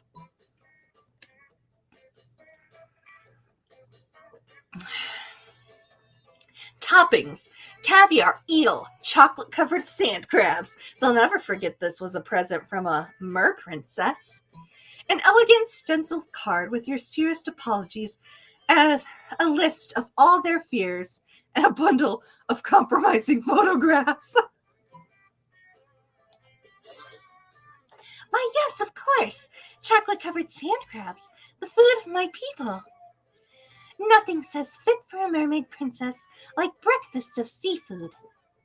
As well as my kingdom, wake up and smell the slowly rotting whale carcass, and then come and have a bite before we head off to the day's executions. I'm sure you have a similar saying here. Thank you so much for your service, my hero, and Godspeed to you and your seafood-filled omelet.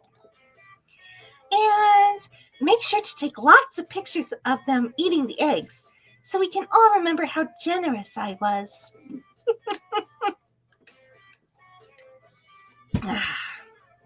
Sweet. I mean, less sweet in that you now have to carry eggs filled with dead fish across campus to the water polo club's headquarters. But did you see how happy Miranda looked? Happy as a clam who wasn't baked into an omelet. You gain +2 charm and +1 creativity. I am swimming in it. We are halfway. Whew. Let's do this. Yeah, I hear you, girl. Class. Nah. Maybe. Not again.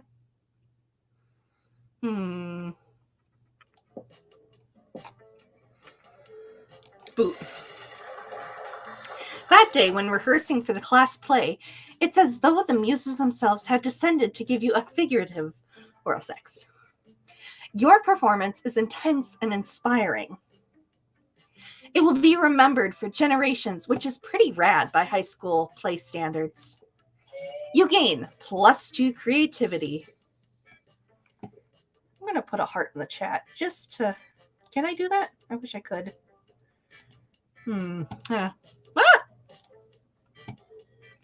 You're minding your own business when Miranda comes rushing up to you, clearly distraught. Oh no! Most terrible news, friend. I have just watched the documentary Game of Thrones, and now I fear for my own royal family.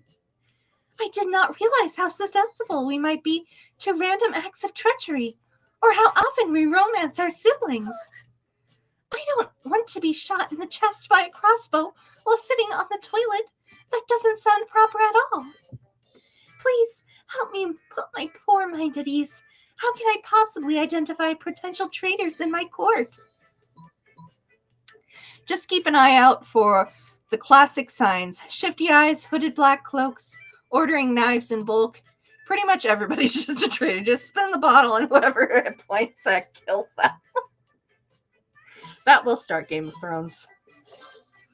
But that would mean... Disgraceful. Could Lord Darkheart Stabbington be a traitor? Nah, not somebody with the name Lord Darkheart Stabbington. That's clearly an innocent person. He wouldn't be a traitor. No. Anybody with that type of name is innocent. I must warn Father at once. We have to find a new royal babysitter. A rose by any other name would smell as sweet, unless that name is Darkheart Stabbington. You gain +2 smarts and +1 money as a reward. Hey, money! Oh, I like money. Let's see. What else we got? Let's do this. Oh, yeah. Boop. You waltz over to Miranda and Scott's table to find them peering suspiciously into a burger. Suspicious burger. Secret sauce. Secret sauce. What dread mysteries do you conceal? Awesome, bro. Whoa, do you think the secret sauce can talk? Cool. Hey, secret sauce, what are you made out of? He got me.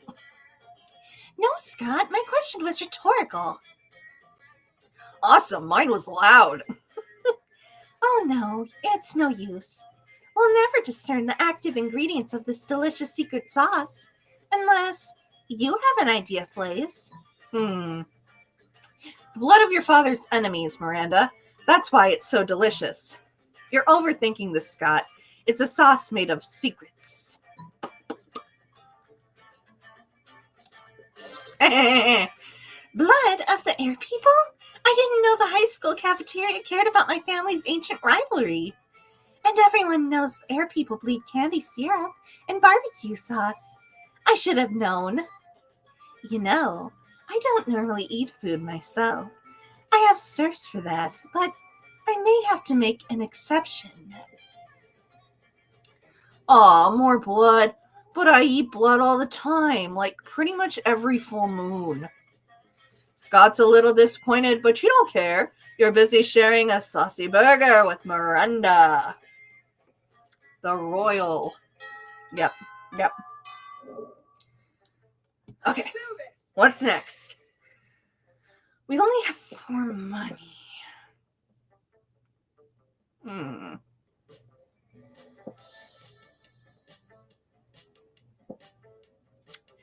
Where do I want to go? Yeah. That day you spent some time on the library's PC managing your start kicker. You deceive lots of people with a sensationalist video and impossible promises. Nice. You gain 10,000 money, but almost everything goes to cover the cost, and you keep only +2 money. Well, sometimes that's how it is. Oh, woe is me. Alas, and alack a day. Miranda throwing a hissy fit. Must be Tuesday. Still, what else are you going to do? Study? Ha! Oh, hello, don't mind me. I'm simply enduring the most horrible injustice to happen to anyone ever.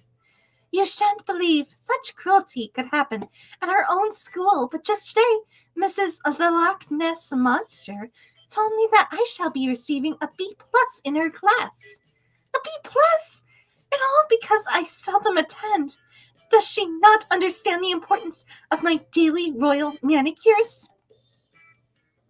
Such a horrid grade will surely cause father to cease paying for my seahorse insurance as punishment. And then how shall suitors call upon me? Oh, the tragedy. If only someone knew of a way I could, I don't know, perhaps break into the principal giant spider's office, access his private computer, and alter my grade. Well, clearly you have no bad intentions here. Stick a web of flies outside the principal's office. When he goes out to eat, we sneak into cheat. Burst into tears. Spiders hate tears. That is probably true, but this one is probably the smart answer. My ladies in waiting are expert lace makers. I'm sure they shall have no problem dropping everything in order to detain a variety of bugs. Indeed they don't, are too terrified to object, and they create a sticky, gooey web. Principal giant spider emerges to gorge on dung beetles that still smell of shit, which is apparently a thing spiders like. You and Miranda sneak into his office and using the silk you learned in cyber terrorism, skills you learned in cyber terrorism 101, hack into the files in no time. Oh, look at that. I have an A+. I guess I underestimated my own amazingness. I'm very surprised by this development. I suppose as long as we're here, I might as well fill this thumb drive with top secret school security footage. No reason. It seems on the level. Definitely don't ask any follow-up questions. Just gain +3 charm and be cool. Aye, aye, Captain. Clearly she has no bad intentions. Clearly. Let's do this. Where should we go now? I've got 6 money. I do. So let's go to class. Hey, stranger. Hey. Aw, you miss me? My shit, huh? No worry. No more. All this shit can be yours if you have the money. Not me, though. Oh, man. What do I got here? Hmm.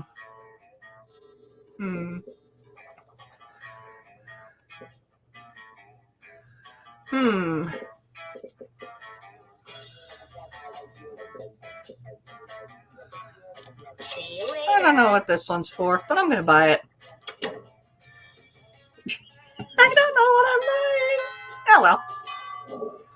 Doop a doop boop boop boop boop boop boop boop boop. Oh, my friend. Oh, my best friend. I will date you. Okay, here we are. Vera, we meet again, lady. Okay.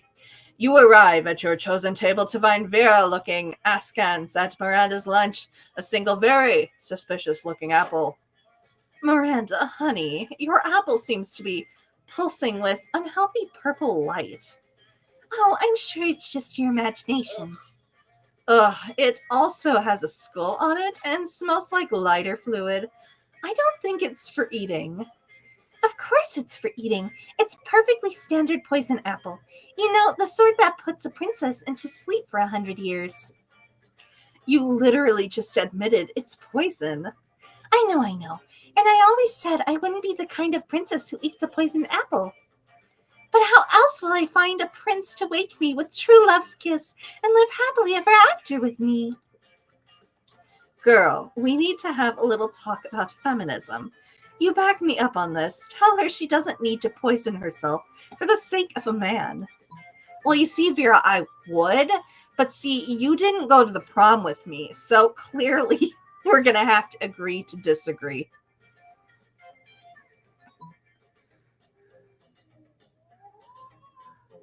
You don't need to eat that apple. Princess should be eating poison apples so that you'll kiss them.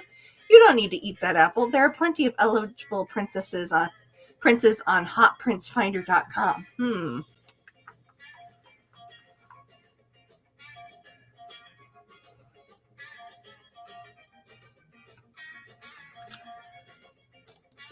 Yes!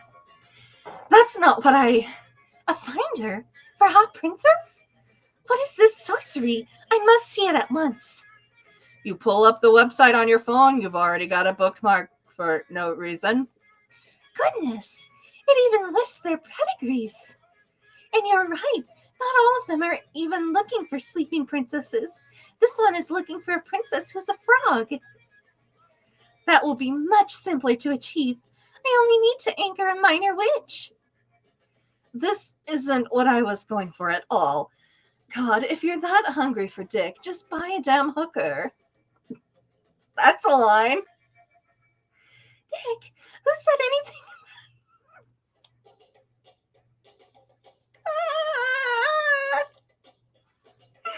Royal marriage is strictly a business of arrangement.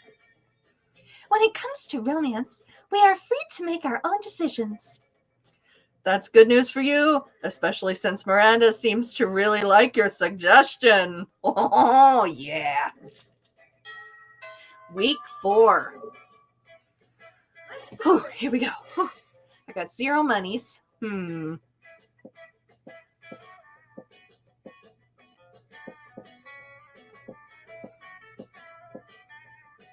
tend to get a lot of money in the library. Do I need more money? I feel like being dramatic. That day, when rehearsing for the class play, you do a terrific job at acting. You act so hard that some of your classmates in the audience throw roses at you. 7 roses, to be exact. Damn, roses aren't a valid currency or stat in this game. Anyway, you check your converter app to see if this could translate into something a bit more useful. It seems several roses equal 2 creativity points. Hey! Sweet, you gained 2 creativity. Oh yeah, oh yeah. Ah! Oh no, my thing. There we go. I'm back in. You were wandering down the hallway when reading Dragonheart as discreetly as you can, which apparently isn't very because Polly and Vera clocked this immediately. Ugh, are you actually reading erotic fan fiction about dragons? You bet I am. Because we love Dragonheart. I'm all about 19th century Russian literature, but Ghost Girl can't say no to some erotic fan fiction. Am I right? I've literally been working on my Morgana von Brustreach cosplay all week. Don't worry about why. Speak for yourself, Polly. I never. Okay, fine, I read Dragonheart, but don't go around just telling people. We're clearly safe with her. A fellow Dracophile can always be trusted. Are you sure? I mean, anyone into Dragonheart must have a wicked mind. 297 chapters and counting, and it still managed to amaze me with all new levels of wrong. Yeah, right. I fucking love it. Yeah, I must admit, I'm a bit vanilla when it comes to Fade chapters. Mine is the one where Harold McDonhart, Horse the Hydra, and the deranged Draco Delacourt have the rest at an inn after the Choking Bay adventure, only to discover that they have just one available bed. Oh, classic. There's only one bed? The classic fanfic trick that never fails. It's true. It's a classic. You can't go wrong with it. Yes, that one was good. I personally prefer the one where Veneziera unmasks her masked savior after a passionate kiss, only to discover it's herself. And then they totally bang. I'm not a fan of time travel, but sign me up for some good sounds. I can't read that.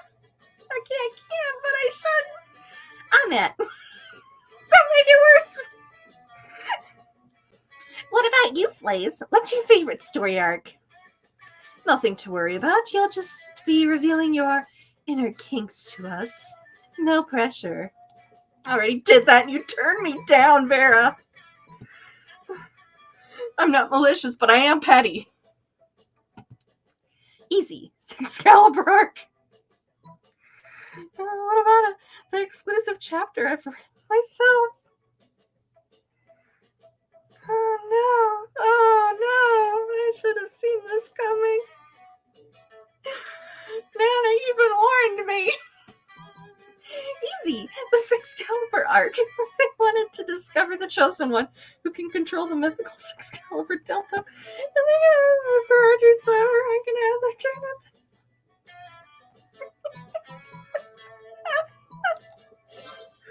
tournament. What? Let me see. Vera takes the page from your hand and they both start reading. They devour your piece of art in mere minutes. Just wow. Yeah, boo. This is wonderful. It's full of twists. Harold all unsettled from being betrothed to the evil queen, Rosequeef. And then it turns out the insecurity wasn't due to marrying his mortal enemy, but because he didn't know if he could please the most sexual dragoness of the 8 kingdoms. Kind of nice that you show him so vulnerable. So he goes and sticks a stick in a pie to practice. Classic. But then, oh no, the magic properties of his Red the Pie life. Hashtag mind blown. Yes, I thought for a moment it was a cheap trick for comedic purposes. But then you went all in with the love triangle between Harold, the Queen, and the pie. I must applaud your boldness there, and the level of depth in the emotions. I never expected from a fanfic of a fanfic. Also, sick tons of pies. The pie really knows how to use its pie hole. These are words. Please, here's the masking of cheap dragon fanfic, sweetheart. You should post it. You'll be the queen of AO4 in no time. No! Yes, a brilliant deviant mind is definitely arousing. Fuck yeah, it is. Maybe someday you could write an erotic play for us to enact, if you know what I'm talking about. We all know, Polly. But sure. Sick. Skills in fanfic writing. The obscure skill for impressing your classmates. Here you go. +2 smarts and +1 boldness for you. Okay, I need a moment. Let's do this.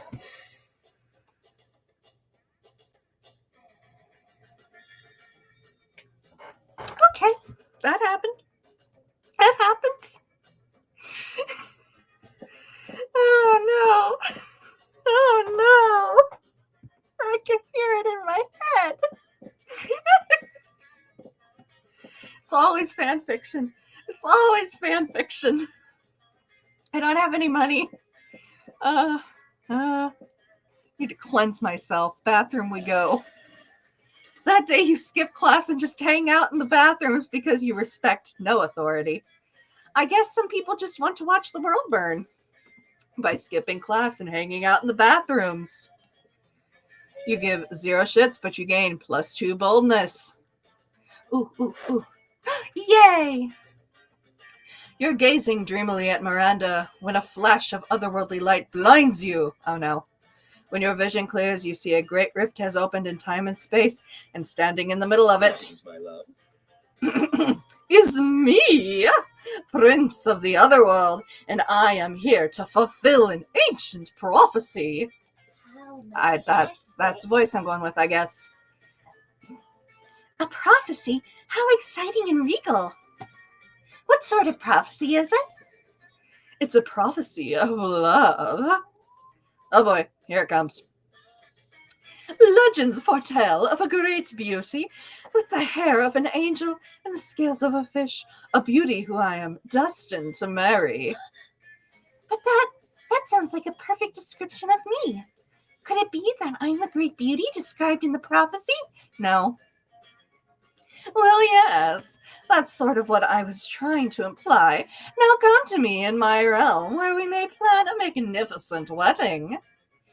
You can't let him get away with this, but that prophecy is hard to argue with. The only argument you can think of is the hair of an angel. Ha! Clearly Miranda has the hair of a goddess. What about these fish scales I glued to this handful of angel hair pasta?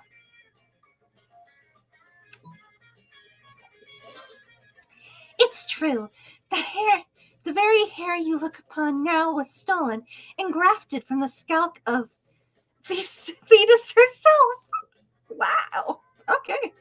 Daddy really does insist on the best hair for all his children, even if it angers the gods.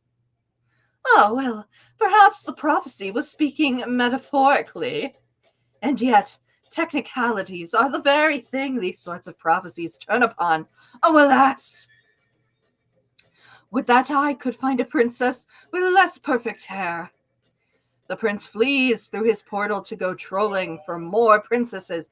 As Miranda glows with pride, you gain +2 smarts, +1 charm, and the phone number of her hairstylist. Yay. Yay. Yay. Let's do this. Oh, here we go. Here we go. As you approach Scott and Miranda's table, you see that the entire table is covered in exotic silverware. I think I played this one last time. Ooh, what's this one for? That's the forking spoon. It's a spoon for picking up your forks so that you don't have to touch them with your fingers. And that one? That's the tuning fork. It's for making sure all your other silverware is tuned to an A minor as is proper. What about this one? That's the dairy knife. It's for milk. Wow, do people ever invent new silverwares? All the time. Here we go. All the time, but none of them are any good. It would take a genius of true subtlety to improve on the existing canon. A genius of true subtlety. Genius and subtlety are your middle fucking names. You suggest the ultimate new silverware. The salad harp or hands. I went with hands last time, so that's Scott. So A harp for salad? Why, no one has thought of this before. because it's hard to eat salad with a harp. Creighton, who said anything about eating? Isn't that what silverware is for? Look at his face. Oh, he's so cute. Perish the thought. Perish the thought. The true purpose of silverware is to give your hands something to do while you elegantly avoid your food. Okay, I can't relate. Nope. And nothing is more elegant than playing a subtle lament on the harp while your serfs eat your salad for you. My serfs will finish my lunch for me. I'm off to have a harp commissioned. Miranda takes you harp shopping with her. It's a real bonding experience. Afterwards, you both ignore a salad together at a fancy restaurant.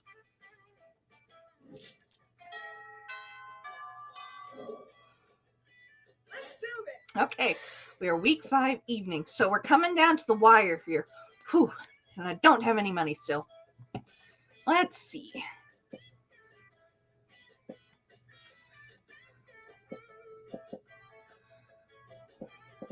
Jim. That day, an epic dodgeball match takes place.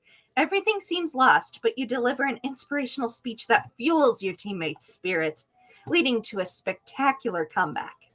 You clearly are a natural-born leader. You gain +2 charm. Later, you're carrying around your precious dragon heat when you're spotted by Miranda and Damien? Okay. Wow, dragon heat, I love it. Oh, she got a little music. Also, you may not know this about Damien just by looking at him, but it turns out that he, too, is a hopeless romantic at heart. Are we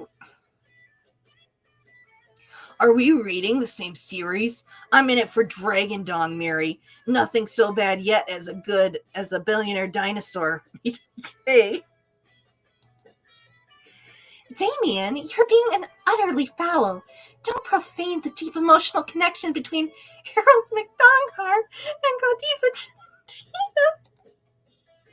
Godiva. Deep emotional connection? Is that why the latest chapter ends with Harold finally boning Godiva, and then she wakes up to find him gone? The cliffhanger must be entirely misleading. People simply don't abuse each other's love and trust that way. Oh, precious. I worry about you, Mary. I really, really do. I just desperately want to know what happens next in Dragon Heat. Do you think Harold is capable of being so mean-spirited? True art imitates life. Look at Damien's sexy messages to see what he's incapable of, shall we? Harold may or may not be a scoundrel, but love is alive and well. Let me take both of you out on a great 3-way first date to prove it. Oh, no. Oh, boy. I'm still mad at you. Aha! That'll solve everything forthwith. Real-life logic applied to fictional circumstances always clears things up. God, no way! Damien suddenly sets his phone on fire. Wow, if you went to those lengths to protect your privacy, that must mean that my privacy is, I don't know, private? That you must have the secrets to what happens next in Dragon Heat, and you're protecting it. How are you in possession of such valuable information? You have to share it with me. I'm not... I just don't want you to look at my phone, Miranda. But I want to know what happened with McDonald.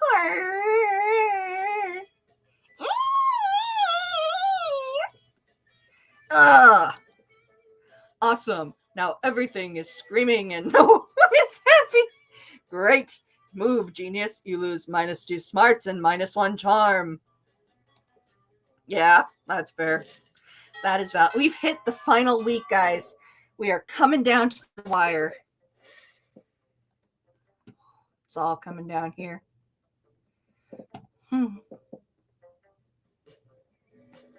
Class. That day, your teacher delivers an amazing and creative performance that blows all your minds. It ends up being a sensation on YouTube. Your teacher gains +10 coolness, but who cares? He's not trying to romance your classmates. Or is he? We hope not. Oh, you also gain +2 smarts. Hooray! I like being smart. You run into Miranda accidentally. It's clumsy yet kind of cute and romantic. For a second, you suspect she rehearsed it. Hi! It's so funny running into you here. So random. Anyway, I've been wondering. I've got my weekly allowance today, but I can't come up with anything fun to do. It's not much, just $1 million, but perhaps we could come up with something. Together? Something practical yet amusing. A purge of your political opponents? I'd like to know more about you. Let's hire peasants to sing your story.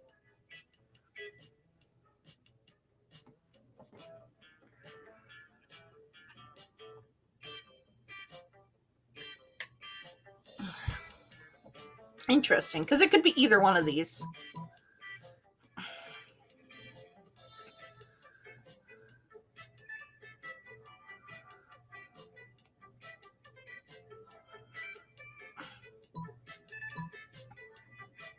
I need to make a decision. Well, you know what we gotta do. Anime Coin of Wonder. Choose for me. Okay. Heads is 1, tails is 2. Heads it is. There we go. Oh, never fail me. That's hard to do with $1 million, silly. Although, we can do a purge on a dime. We'll have to get creative and list homeless spies? Bash dissidents with sticks? Let's do it all night, with daggers while they sleep. Your first date, and it's at night. Way to go. You gain +2 boldness and +1 smarts. Ooh.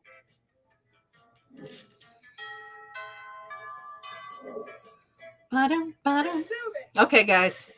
Here we go. Oh, you two are in the same range. All right, I'm trying to comprehend your request. What is there to comprehend? It's really simple, Miranda. Take my cell phone and snap a pic of me face planting in my food with my eyes closed and tongue out. But what for? Right here, Miranda. You're about to point out that wherefore means why, but luckily Polly elaborates on her own, so you don't have to look like a fucking know-it-all. It's a new meme, Miranda. Like planking or dabbing. It's called food poisoning. It's dope AF. Don't you have cool trends in your kingdom? I suppose we do. Oh, we have a fun trend called Revere Your Rulers. It's where you show nothing but the utmost emotion for the royal family. If you're good at it, you get a lot of likes on social media and also not executed. Do you ever listen to yourself when you speak? I bet you know some pretty cool trends, don't you, Flaze? Heck yeah, you do. Don't you? I surely do. It's entitled silverware wear, and it's where you take your most expensive cutlery and dress it in very fancy, tiny outfits. Yep, it's called dying. I'm gonna have a good time when I get to you, Polly. I am. I really am.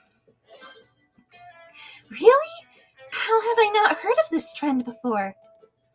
Beautiful silverware and fancy dresses are two of my biggest passions. This trend sounds like it was invented for me. It may have been, but you on the spot. But there's no need to go into that. What's your favorite meme? Spiked salad forks and velvet evening gowns? Ice. Seahorse steak knives and frilly skirts, teaspoons and tea dresses. This trend is no words. Yes, the glory of the spectacular combination would leave me speechless as well. Were I not so excited to create more memes with Flays? We'll have to meet up soon. Bring all your most exquisite chopsticks. I shall bring doll clothes in which to dress them. Yeah, totally. Hanging out with Miranda sounds amazing. Guess it's time to go out and try and find some exquisite chopsticks. I guess we're doing that. Here we go. Whew. It's the last one before it all comes to a head. Whew. Whew. Whew. Party. That day during recess, you start a half-hour rave that goes full crazy. You have no idea how it escalates so much, but at one point there are like 300 people. Someone summons demons from the nightmare dimension. The consequences might distort the fabric of reality itself, but who cares? It's a rad party. You gain, less too fun.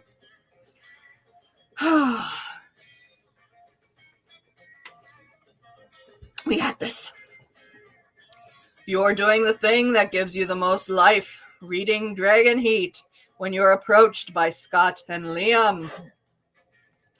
A few connoisseur of the Dracophilic arts. Here, Scott and I are also experts on the topic, an unexpected duo. Yeah, Liam and I are fandom buddies. We love to discuss the things we love from our favorite stuffs, wikis, and forums. I love you so much, Scott. We're the best fandom buds, even if we don't always agree, like with Starco and Markapoo. Oh, with the Starco and Markapoo thing. Markapoo. Oh, I thought they were making Star Versus references and Markiplier references. I'm so confused. No, it's from in the book. Okay, never mind. Okay, first, let's be clear. I engage in passionate fandom conversations only as an ironic way of celebrating LOL culture, which I truly despise. Sure you do, buddy.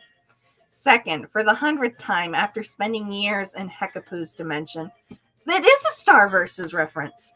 Marco is actually in his 30s, so it isn't right if he dates a 16-year-old girl. Valid. These details matter, Scott. Think of how wrong it would be for me in my 400s to date people from this school if all of you were actually teenagers instead of being much more conveniently in your 20s. Got a point? Listen. Yeah, I'm a Markapoo shipper. I am. Markiplier somehow got in there and confused me. But yeah, no, I agree. Anyway, enough meta discussion. Scott and I are here in a situation, even if our opinions differ, we agree on our opinion's superior in comparison with the rest of the strangers on the Dragon Heat Wiki. Yeah, to that. Liam here is like super smart and I'm a good boy, so my idea should be good too. I agree. Yes, I do. But people on the wiki can be really mean sometimes. We need to gain their respect so we can convince them to be good boys too.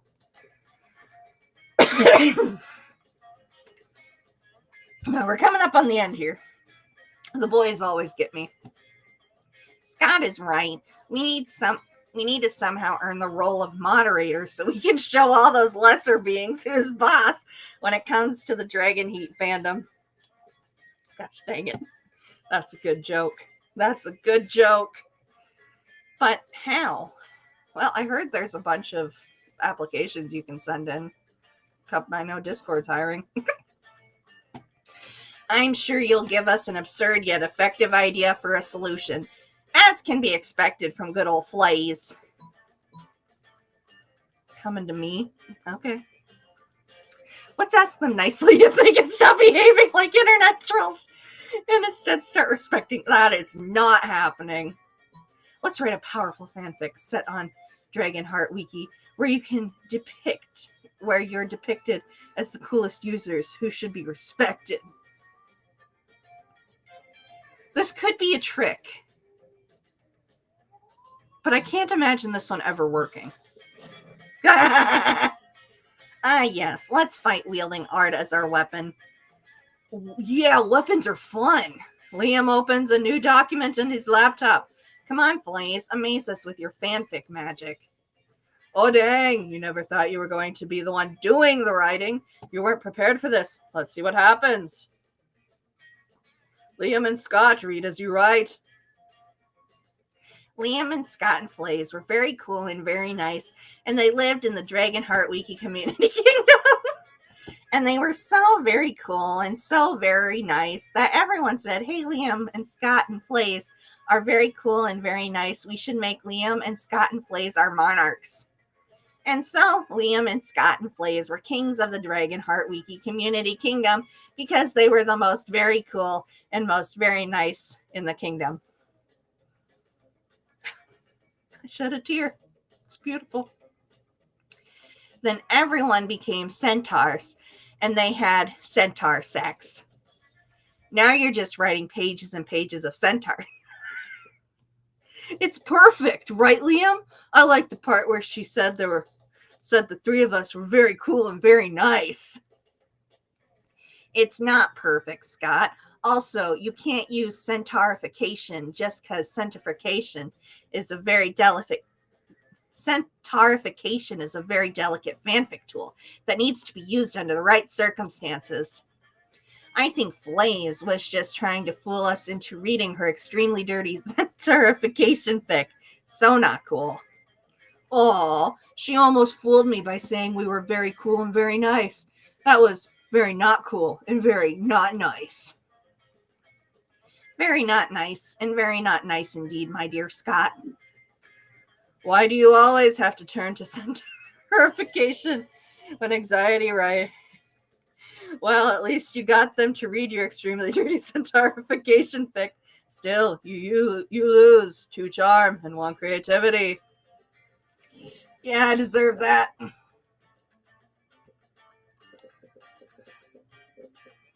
Okay, Miranda, here we go. Let's do this. Here we go.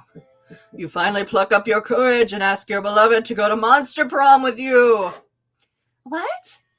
I'm sorry to tell you this, my friend, but I think your princess is in another castle. Disgusting.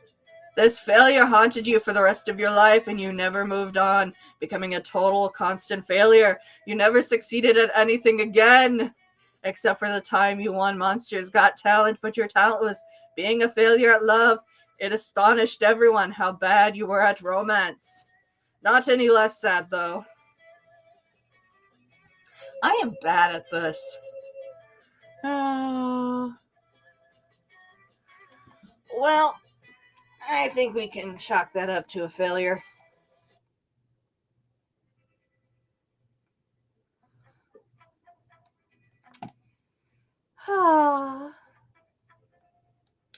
Those 6 weeks were maybe the most epic and absurd weeks of our lives. After Monster Prom, we kept on living our lives, falling in love, battling for friendship, and learning about who we were and who we could be. And you know what? Like it always does, life happened, and it was wonderful. Miranda started a nonprofit to help countries without a monarchy, because all countries should have the right to be graciously ruled by the Mer Kingdom. Damien found peace in the most unexpected way. He kept punching everything till one day he punched his own anger to death. That's okay. He's written a book about it. Oh, good for him. Farrah realized she was a character in a video game, which infuriated her. Get wrecked, Farrah. She's spent her life making connections and building power because she's not a part of the game. She plays the game. So be careful. Maybe now she's the one pulling your strings. For those 6 weeks, the Monster Prom seemed larger than life, and then it was gone, just like that. The battle for Monster Prom might have ended then, but there were plenty of battles left in that war called youth. But once again, we were young and unafraid, and we were ready to start. Wow. I'm so proud of us.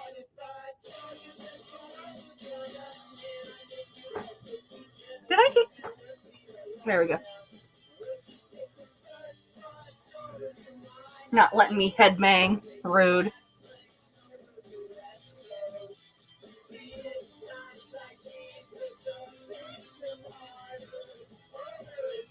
Oh well. Knife. Get it. Oh.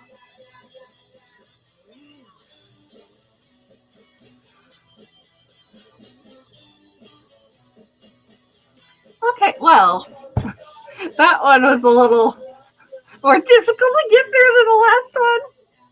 I think I felt my soul leave my body at some points. Oh, what can you do? What can you do?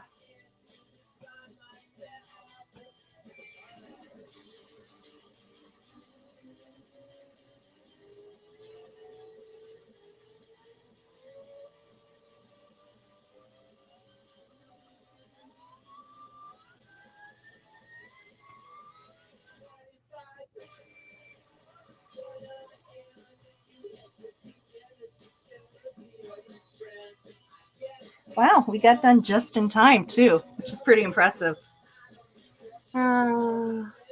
That's cute. I ship that. Okay, well, that was Monster Prom Night 2.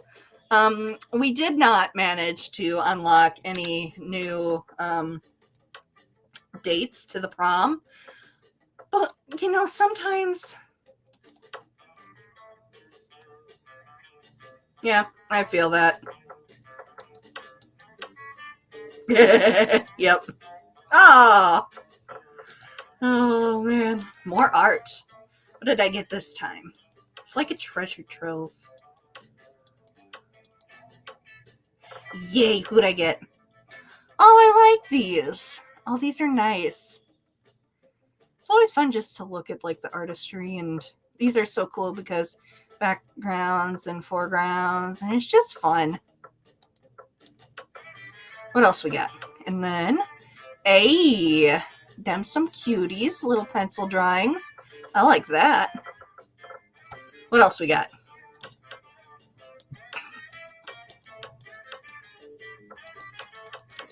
What did I miss? Oh, there it is. Aw, I love that too. That's so cute. Oh, I love it. Early concept art. I love it. I love it. Damien. Oh, some nice coloring. I like the yellow. Okay, well, that is all for tonight. Thank you everybody so much for watching. I look forward to seeing you next week, next Thursday, 7:30, same place, same time, where we'll once again be trying to make our way through. I think next week we'll go for Hipster Boy and Polly, because I think those are the only two I haven't gone for, unless I'm missing somebody. And my love is not available. So thank you so much everybody for watching tonight. I hope you had a good time with me. I hope my voices weren't too annoying, and I look forward to seeing you next time. Mwah. Bye.